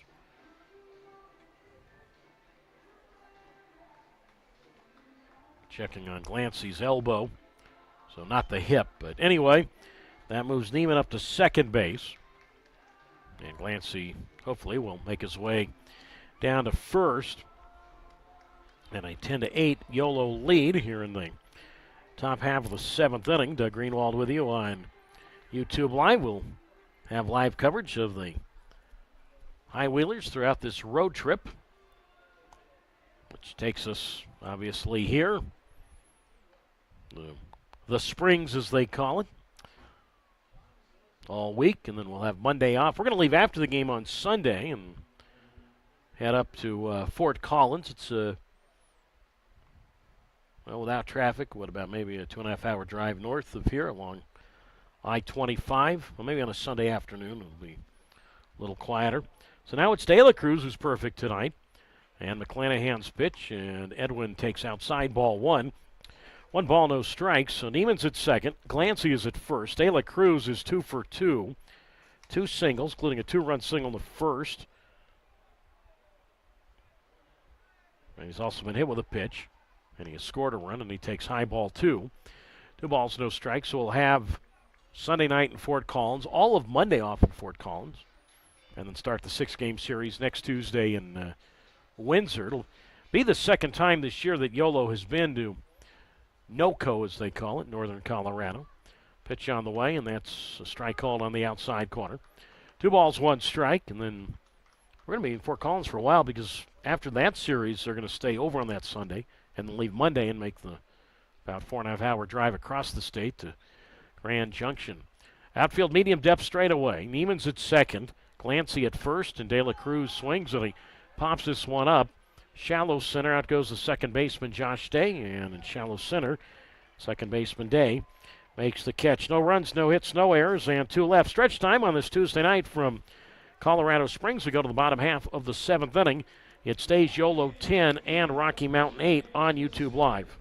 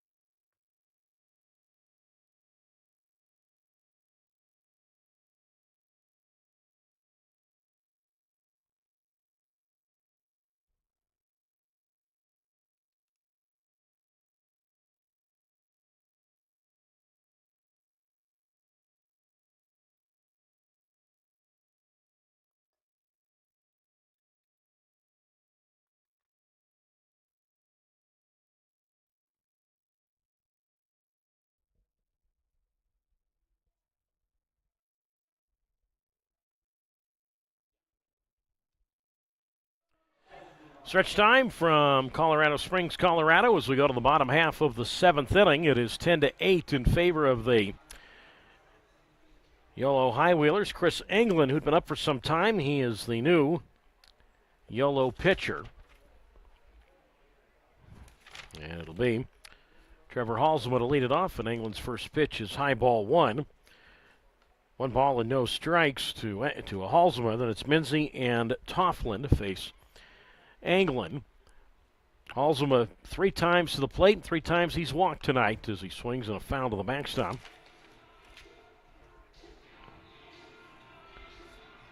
So quickly, no balls and 2 strikes. So it's been Mitchell, Garland, Zalaski, and now Englund to do the pitching. Halsema walked twice in that 7-run Rocky Mountain second. He has stolen a base and he has scored a run.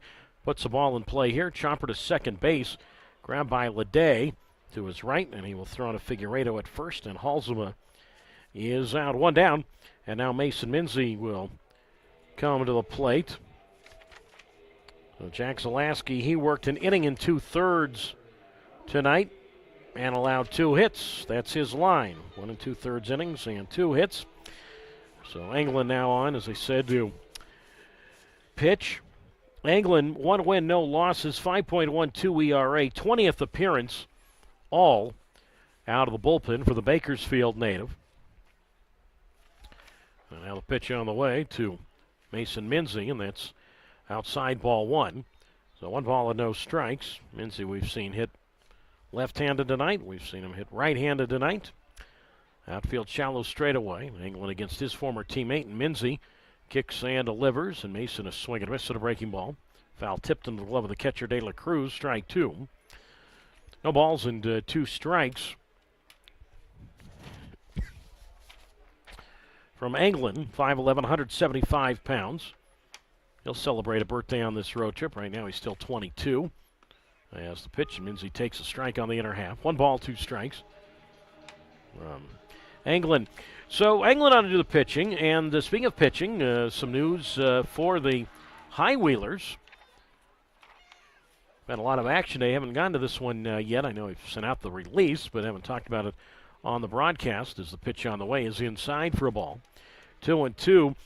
The High Wheelers, because of this 21-game road trip, 18 of which are being played in Colorado. We've already played the first 3 in Oakland and now 18 here.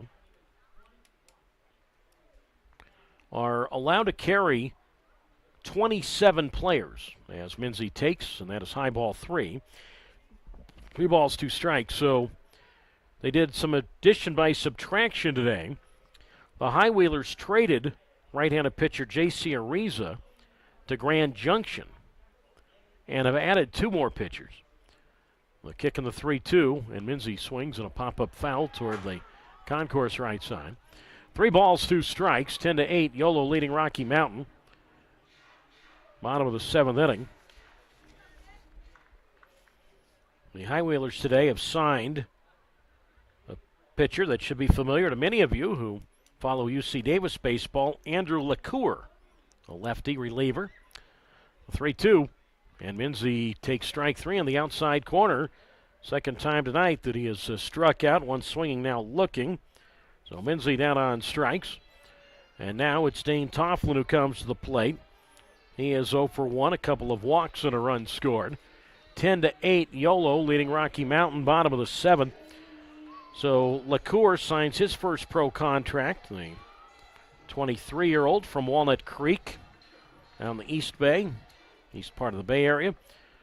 High Wheelers have signed him, and the High Wheelers have signed Ethan Bates, who most recently played a couple of years at Louisiana Tech. Now the pitch on the way to Tofflin, and that's a strike on the inside corner. No balls and 1 strike. Bates led all of Division I baseball this year in saves with 17 for the Bulldogs of, again, Louisiana Tech. Pitch on the way, and Tofflin made a motion of the pitch and went around. Strike 2, and Tofflin not happy with the appeal call there of the first base umpire, Brian Rose. So no balls and 2 strikes the count. Tofflin will exercise his 1 timeout during this plate appearance. Logan Williams on deck. Yolo 10 and Rocky Mountain 8. Here at UC Health Park in Colorado Springs. The pitch, and that's inside for a ball.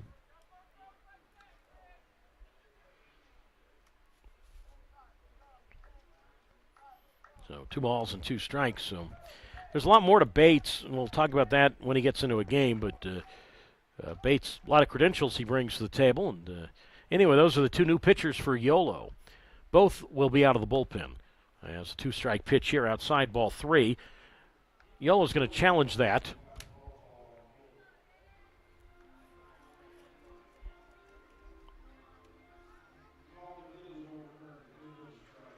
And that's strike 3, I believe.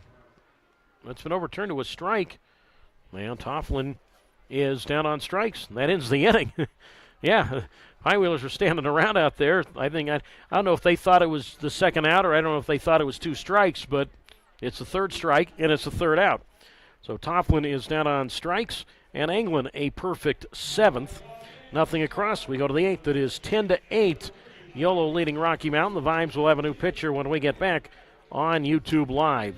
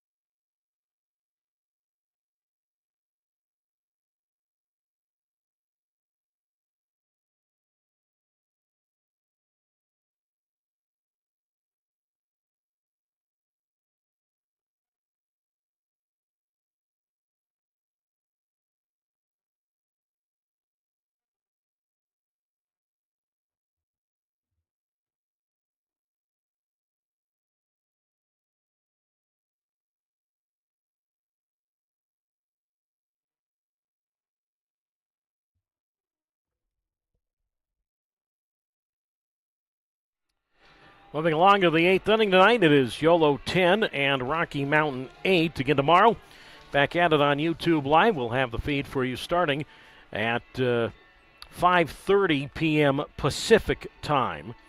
Pitching matchup tomorrow for Yolo, right-hander Ben Ferrer, and for Rocky Mountain, left-hander Kelsey Ward. So the new Rocky Mountain pitcher, we promised you we'd have a new one, or they'd have a new one, and it is the left-hander guy we've yet to see this year, P.J. Labriola, capital L-A-B-R-I-O-L-A, 6'7", 223 pounds, and he is 23 years old. So Labriola comes on to pitch.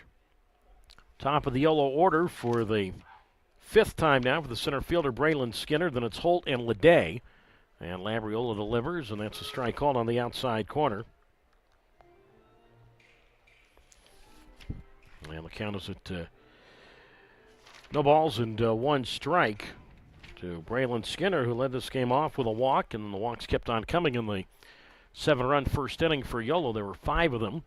This pitch is outside for a ball, and the count's now at 2 balls and no strikes.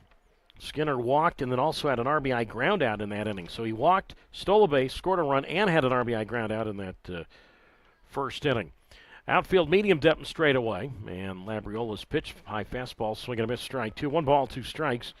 Braylon is 0 for 3 tonight. A walk and a couple of runs scored and a run batted in.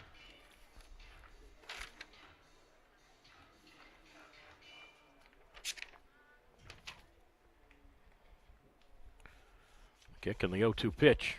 Swung on and a Tapper to second base. That's gloved by Josh Day, and he'll throw across to the first baseman in Toffland, and Skinner is out. So one down. Second time he has hit the ball on the ground, or the first time up was like a high chopper, very high chopper, but still out recorded there by Josh Day. Now it's Travis Holt. He is 0 for 1.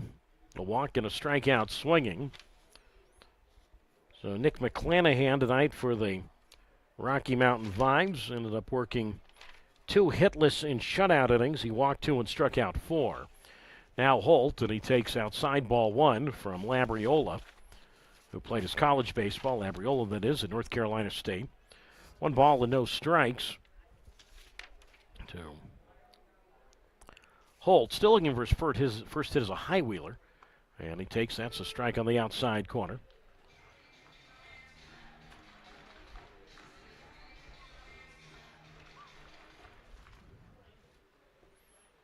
Outfield medium depth and straight away. Holt again came on to play in the 3rd inning and replace Braylon Marine as he takes strike 2 on the inside corner. So 1 ball and 2 strikes the count from Labriola. 3rd appearance with Rocky Mountain for Labriola. No decisions, ERA at 5.40. Labriola from Bradenton, Florida. Holt from the Miami area, from Plantation, Florida, and he takes outside ball 2. So the count moves now to 2 balls and 2 strikes from P.J. Labriola. 6'7", as I said, 223 pounds. So 2 balls and 2 strikes the count. Labriola, Paul James Labriola. And the 2-2, and that's low and in ball 3. So 3 balls and 2 strikes. Hometown listed as Bradenton, but grew up in Sarasota, Florida. I mean, it's pretty much the same area. Went to Cardinal Mooney High School, did Labriola, and then initially went to school at Clemson, and then he went to one of their rivals, NC State, in the Atlantic Coast Conference. 3-2 pitch, swing and a miss, strike 3, and Holt chases that one and comes up empty. So a couple of players who played college baseball in North Carolina or for a North Carolina-based school. NC State for Labriola and High Point University for Holt. So 2 down, and now Bobby Leday digs in. 1 for 4, an RBI single and a run scored. And the kick and the pitch, and that's outside ball 1. And the count's a 1 ball and no strikes. So Labriola, this is his first professional assignment, so he's just his 3rd pro game for Labriola, who spent a couple of full seasons at Clemson. Swing here by Leday. Tapper on the grass, first base side, gloved by Labriola, and I thought he was going to run it all the way to first, but he'll just toss the ball over to Tofflin at first. And Leday is out. And Labriola, a 1-2-3-8. We go to the bottom of the 8th. It remains 10-8. Yolo leading Rocky Mountain. Yolo will have a new pitcher when we get back on YouTube Live.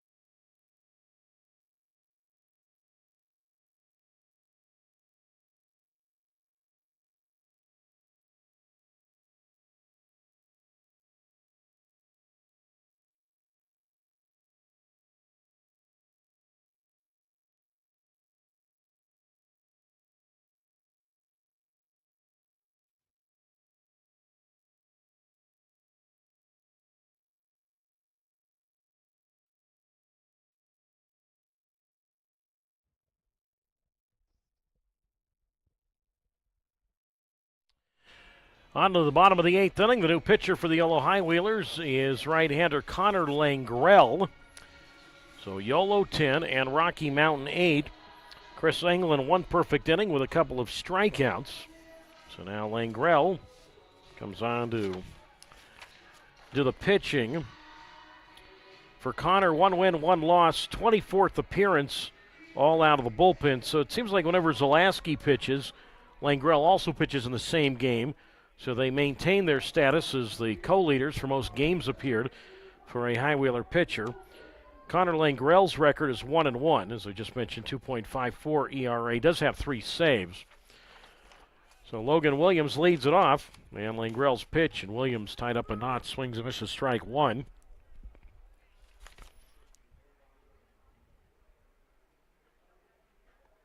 And the count's at no balls and 1 strike. Williams, McCabe, and then the top of the Rocky Mountain order for the center fielder Davis, who has Williams takes a strike on the inside corner. So quickly, no balls and 2 strikes. Williams, bases loaded walk in Rocky Mountain's 7-run second inning. Langrell delivers, and Williams takes low for a ball. 1 ball and 2 strikes. Into Logan Williams. Mentioned Williams is from Hawaii, and his middle name is very Hawaiian. The pitch on the way is outside for a ball. 2-2. And I'm not even sure how many letters it is. It, I think, takes up the entire alphabet.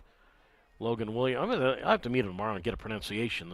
Langrell delivers, and Williams takes a breaking pitch. Strike 3, called at the knees, and he is out. So Williams is down, 1 away. And now Eddie McCabe comes up. He's 1 for 3 with a double to right field. I'm not even going to try and pronounce it, but it is spelled. His middle name is one of his middle names. He has 2 middle names. The second middle name is Gordon. That I can pronounce.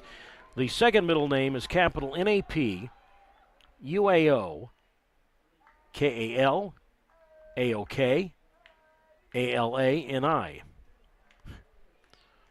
Good enough for me. Now it's McCabe, and he takes a strike on the outside corner. 0-1. So here that's 3, 6, 9, 12, 15. That's 17 letters. That's more than half the alphabet. McCabe, right-handed batter. Langrell, high set position, and he misses outside for a ball. And the count's at 1 ball and 1 strike. Well, important batter here with Yolo up 10-8 in the bottom of the 8th inning, because on deck is the top of the order, and Austin Davis, and he's 4 for 4 tonight. McCabe lines 1 foul toward the sweet level down the right field line. And the count's at 1 ball and 2 strikes. So 1-2 the count. And the pitch, and that's tapped foul at the plate. And the count remains at 1 ball and 2 strikes. To McCabe. Langrell worked the last time Yolo played 2 days ago in Oakland, went 1 inning, allowed a hit, and struck out 2. Bottom of the 8th inning here, and the pitch. And McCabe takes, and that is high for a ball.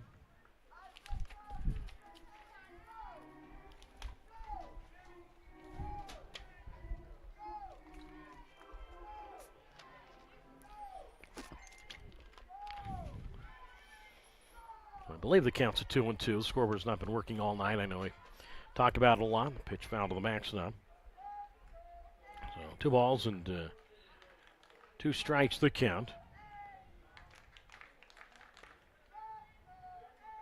So 2-2 the count to the Georgetown alum and Eddie McCabe, who grew up in Connecticut, grew up a Yankees fan, he told me. 2-2 pitch from Langrell, and that's tapped foul up along third. And the count remains at 2 balls and 2 strikes.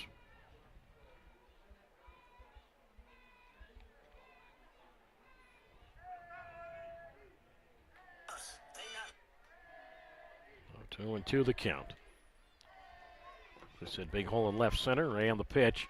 Swing and a miss, breaking ball, strike 3. So Langrell gets McCabe eventually, and that's a second strikeout for Langrell, so at least this prevents Austin Davis from tying the game, but he is 4 for 4 tonight. So I can't, well, you heard me a couple innings ago. Austin Davis has 28 hits against Yolo this year.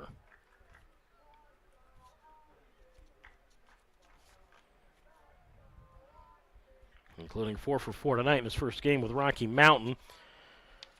A triple, 2 and 3 singles, and he hits one foul. Right side, strike one. No balls and 1 strike, the count.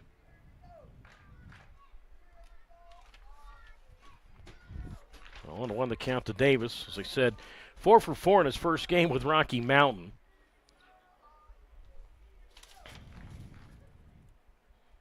And he should be batting 4,000 against them.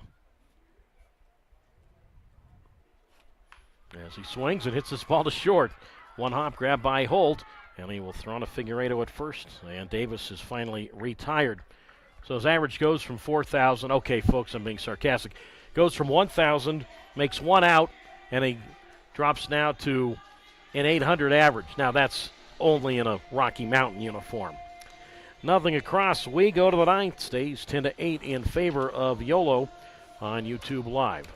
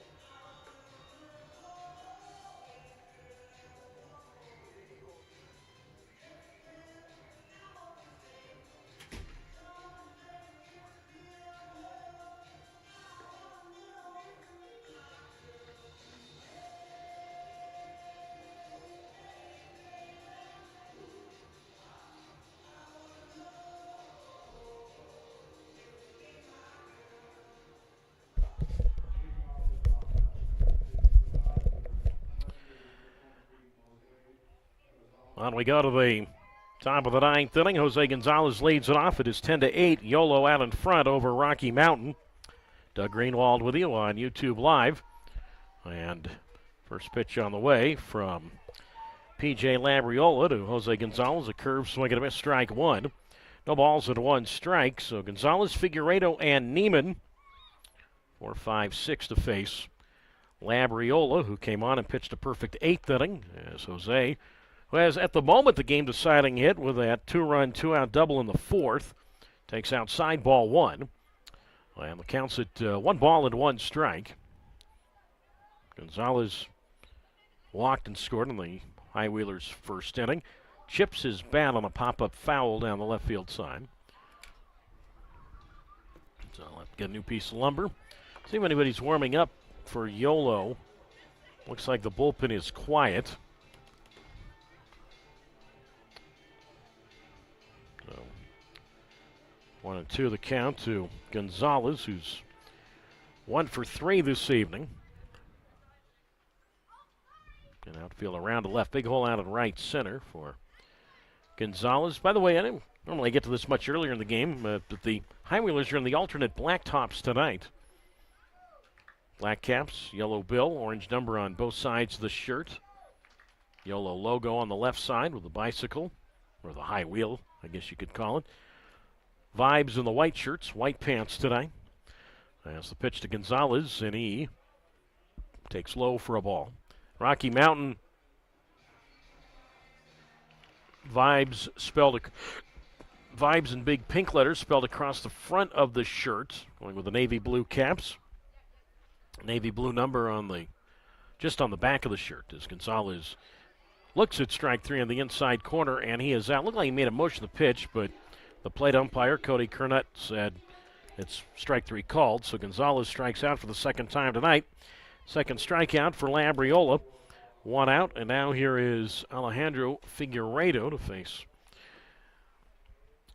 Labriola. Mentioned played initially at Clemson and went on to finish his college career at NC State. Played 2 seasons for the Wolfpack this past year.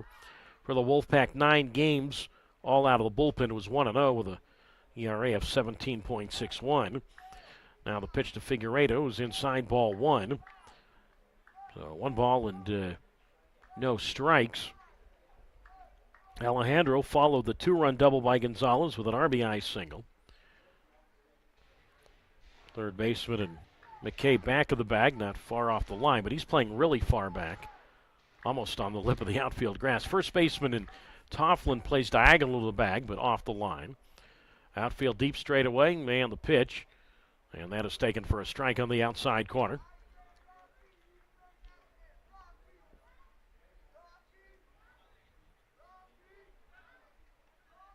I guess Figueiredo has been here this year with Billings. The pitch that's outside for a ball. When was Billings here? Figueiredo's. He was traded. He was traded to Yolo back on June 19th. I don't know if Billings was here earlier than that or not. Well, then Figueiredo would have been here early June. The pitch on the way is outside for a ball. So, yeah, Figueiredo was here back in earlier this year. So it's a second trip to this ballpark this season. Of course, Figueiredo was with Billings last year, so he's been here before, but just specifically this year he's been here. As Labriola kicks from the set, and Figueiredo takes, and that is outside, ball 4. So he walked for the second time tonight. Third time he's been out. Probably not a bad idea for the Highwheelers to try and get another run here, despite a 10-8 lead in the top of the ninth. And now it's Eddie Neiman who comes up.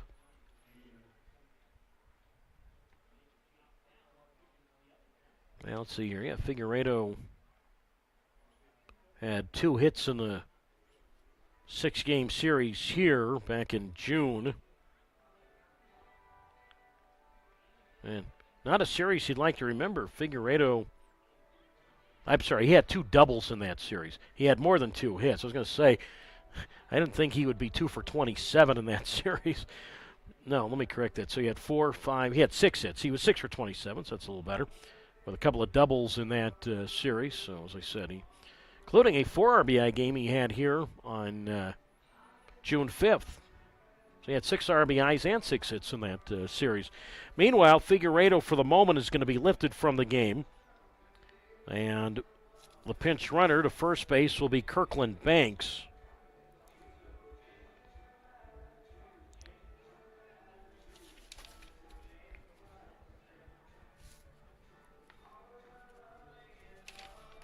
So Banks to go and pinch run at first. And now it's Neiman, who is 1 for 3 an RBI infield hit. A run scored. He's also walked. So Banks at first, outfield fairly deep and straight away. It is 10-8 Yolo, top half of the 9th inning. And the first pitch to Neiman, and that's low and in, ball 1. And the count's at 1 ball and no strikes. So Eddie Neiman. So Banks at first. Kirkland this year, 8 steals. He has been caught twice. So Tofflin holds him on. 1 ball, no strikes the count. 10-8 Yolo, top of the 9th. Outfield around to the left. And Neiman takes, and that is low and in, ball 2 to Eddie. So 2 balls and no strikes. There is action in the Vibes bullpen.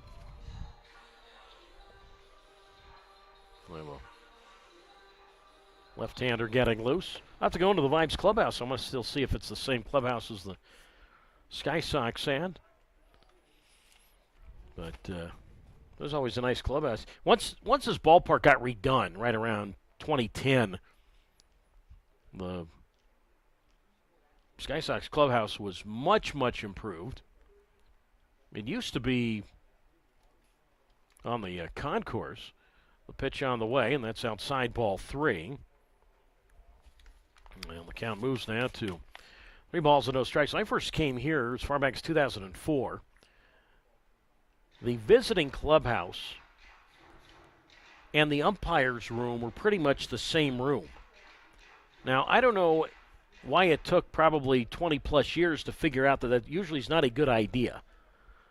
Why it took people in this town or that organization. Meanwhile, a balk has been called on Labriola, so that moves Banks up to second.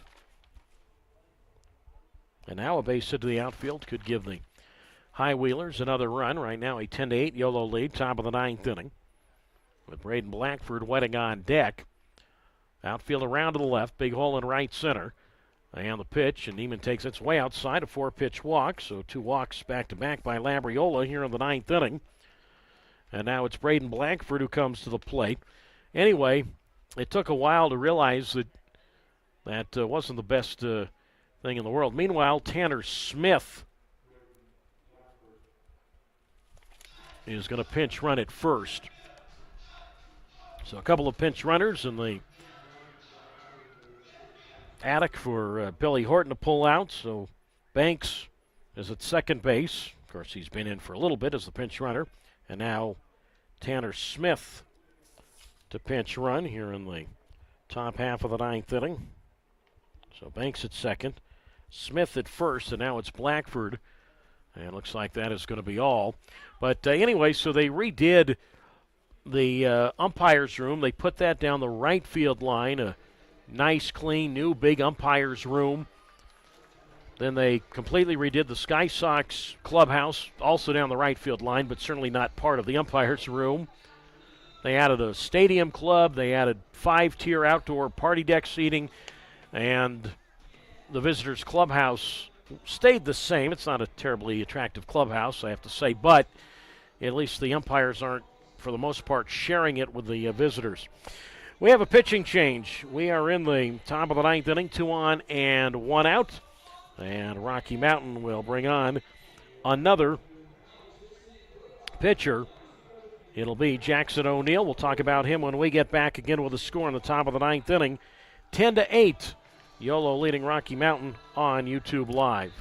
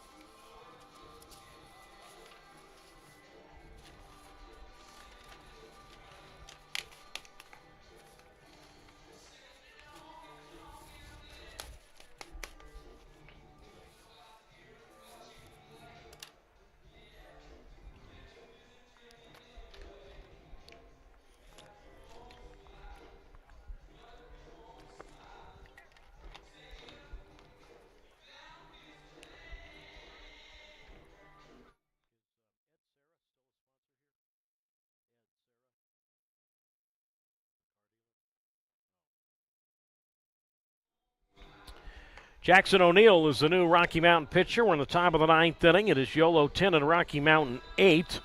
Doug Greenwald with you on YouTube Live. And for O'Neill, capital O apostrophe, then capital N-E-A-L, 6'2", 195 pounds. He is 23 years old, from the Atlanta area, went to college at Mercer University in Macon. So Braden Blackford digs in. Another lefty-on-lefty matchup. He's 0 for 3 with a bases loaded first inning walk. And Braden is swinging a miss at a breaking ball, strike 1. And the count's at no balls and 1 strike. Doug Greenwald with you again on YouTube Live on this Tuesday night from the Rocky Mountain State. O'Neill, 3 wins, 3 losses, 5.16 ERA, 18th appearance for Rocky Mountain, all out of the bullpen. So Banks at second, Smith at first. Big hole in left center. 10-8 High Wheelers and the pitch, and Blackford swings and pokes this ball into right field, a base hit. Billy Horton is going to wave Banks to the plate, and he will score standing up. So that's the run I was talking about that the High Wheelers needed. Makes it 11-8. I say needed. I said, well, good idea to have just an extra run at this ballpark. We've already seen the craziness early in the game. So 11-8 now, Yolo. Smith moves up to second. That run is charged to Labriola. Blackford has his second RBI tonight. And now it is David Glancy who will come to the plate. So Braden Blackford, RBI number 41 now. So it's Glancy's turn. He is 0 for 2. Bases loaded walk. And he's been hit with a pitch. And the first pitch from O'Neill is inside ball one. And the count's at 1 ball and no strikes. So how weird is this game? It was 10-8 after 3.5 innings. It was 10-8 Yolo after 3.5 innings, and then nobody scored again until now. As Glancy takes, and that's a strike at the knees, 1-1. Or it was, I'll break it down even further. It was 7-0 after half an inning Yolo, then 7-1 after 1 inning Yolo, and then 8-7 Rocky Mountain after 2 innings. 1-1 pitch low and in, ball 2, 2-1, and then 10-8 Yolo. And then innings 5 through 8, we went 4 straight innings without anybody scoring. Proof that we come out and see crazy things, especially here at UC Health Park. The kick and the pitch, and that's blooped foul, first base side.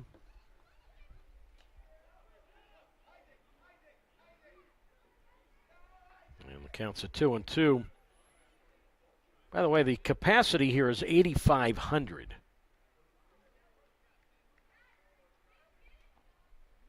And, well, as I said, we'll be here through Sunday. The pitch, and Glancy takes, and that is high, ball 3.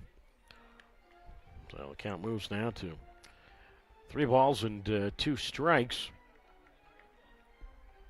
So 3-2 the count to Glancy.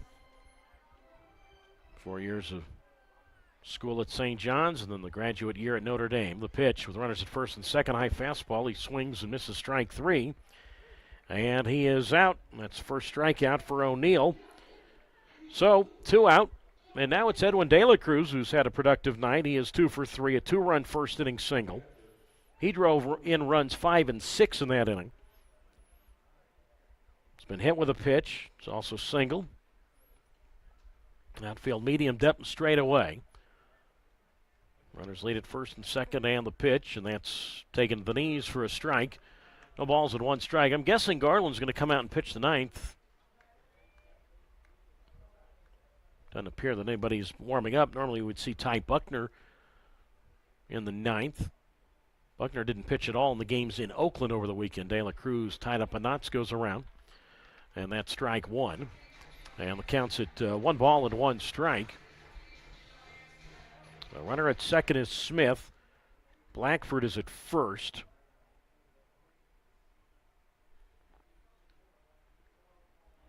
And the pitch from O'Neill. And that hit De La Cruz. Second time he's been hit tonight. I think that got him around his chest. So that loads him up. So Smith goes to third. Blackford to second. De La Cruz, 4th time he has reached base tonight for the Southwestern Athletic Conference Hitter of the Year. Not just an award that he won, but literally was the Hitter of the Year. Led the SWAC in batting average at Arkansas Pine Bluff this past year at .409. Now it's Braylon Skinner, top of the Yolo order for the now 6th time tonight. And Skinner takes a strike on the inside corner, 0-1. Now Braylon 0 for 4. A walk, a steal, and a run. A walk, a steal, and he has scored twice. 11-8 Yolo. The score's 11-8 Yolo. And Skinner fouls this one off to the left toward the vacant seats and a whole bunch of kids running for that baseball. All right, finally somebody got it. Boy, those kids took off as if somebody had dropped the $1,000 bill right there. Counts at 1 ball and 1 strike with Holt on deck. Runners at every base, 11-8 High Wheelers. The pitch right to the legs of the catcher, Minzy, and coming in to score is Smith. 12-8 Yolo, Blackford to third, and De La Cruz up to second base. Wild pitch. That'll be a wild pitch. That ball went right through the legs of Minzy, but one that still hit right in front of him. So both pinch runners score in this ninth inning. Banks on a single. Now Smith on a wild pitch. Blackford to third. De La Cruz up to second. And the pitch to Banks, and that's low and in for a ball. So 2 balls and 1 strike. So a couple of bonus runs for the High Wheelers in this ninth inning. Now a 12-8 lead. Game 4 of a 21-game road trip. Kick and the pitch. And that's strike 3 called, and Skinner can't believe it. Bent back. High Wheelers out of challenges, so he's got to accept that one, and he is out. So the count had 2 strikes, and that's second strikeout for O'Neill. 2 runs for Yolo. 1 hit, no errors, and 2 men left. We go to the bottom of the ninth inning. Last chance for Rocky Mountain. It is Yolo 12 and Rocky Mountain 8 on YouTube Live.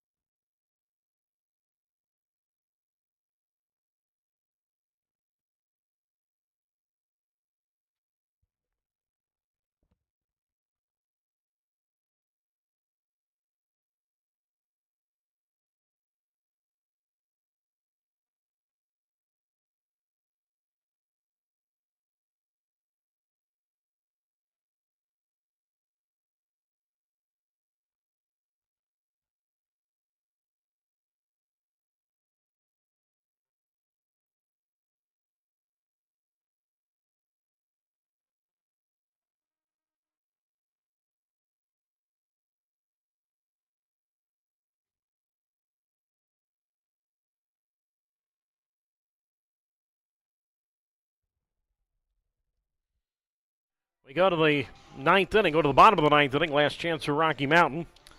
12-8 Yolo. Carter Mize is going to pinch hit for Devin Lopez, guy we've yet to see this year in Mize, capital M-I-Z-E.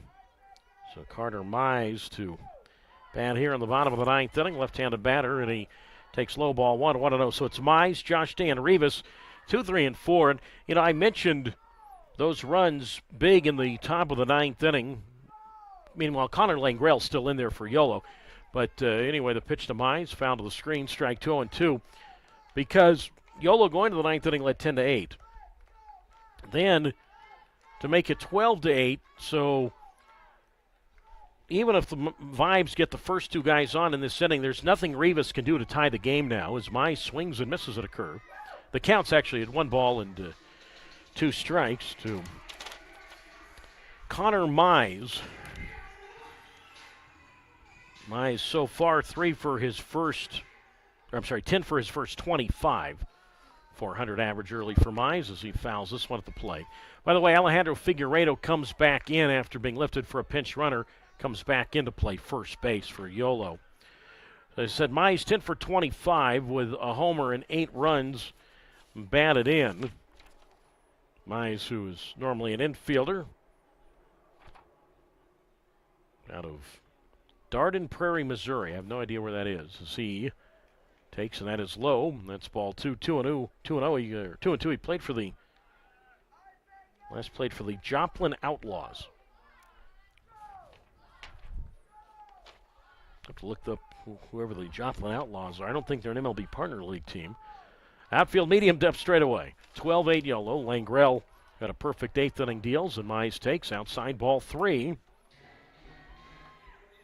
And the count now at 3 balls and 2 strikes. Wonder if they're in the Pecos League, the Joplin Outlaws. So 3 balls and 2 strikes the count. I think I had said Carter Mize. So 3 balls, 2 strikes the count to Carter Mize, who played his college baseball at Missouri Baptist in an AIA school. Part of the Mid-America League. Not sure if that's, I don't think that's a pro league at all. But anyway, that's where Mize played as he swings here and flies this one to center field. Back and to his left, and reaching above his black cap to make the catch is Braylon Skinner.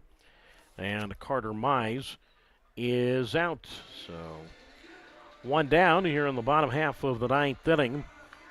Yeah, the Missouri Baptist played at Missouri Baptist back in 2022.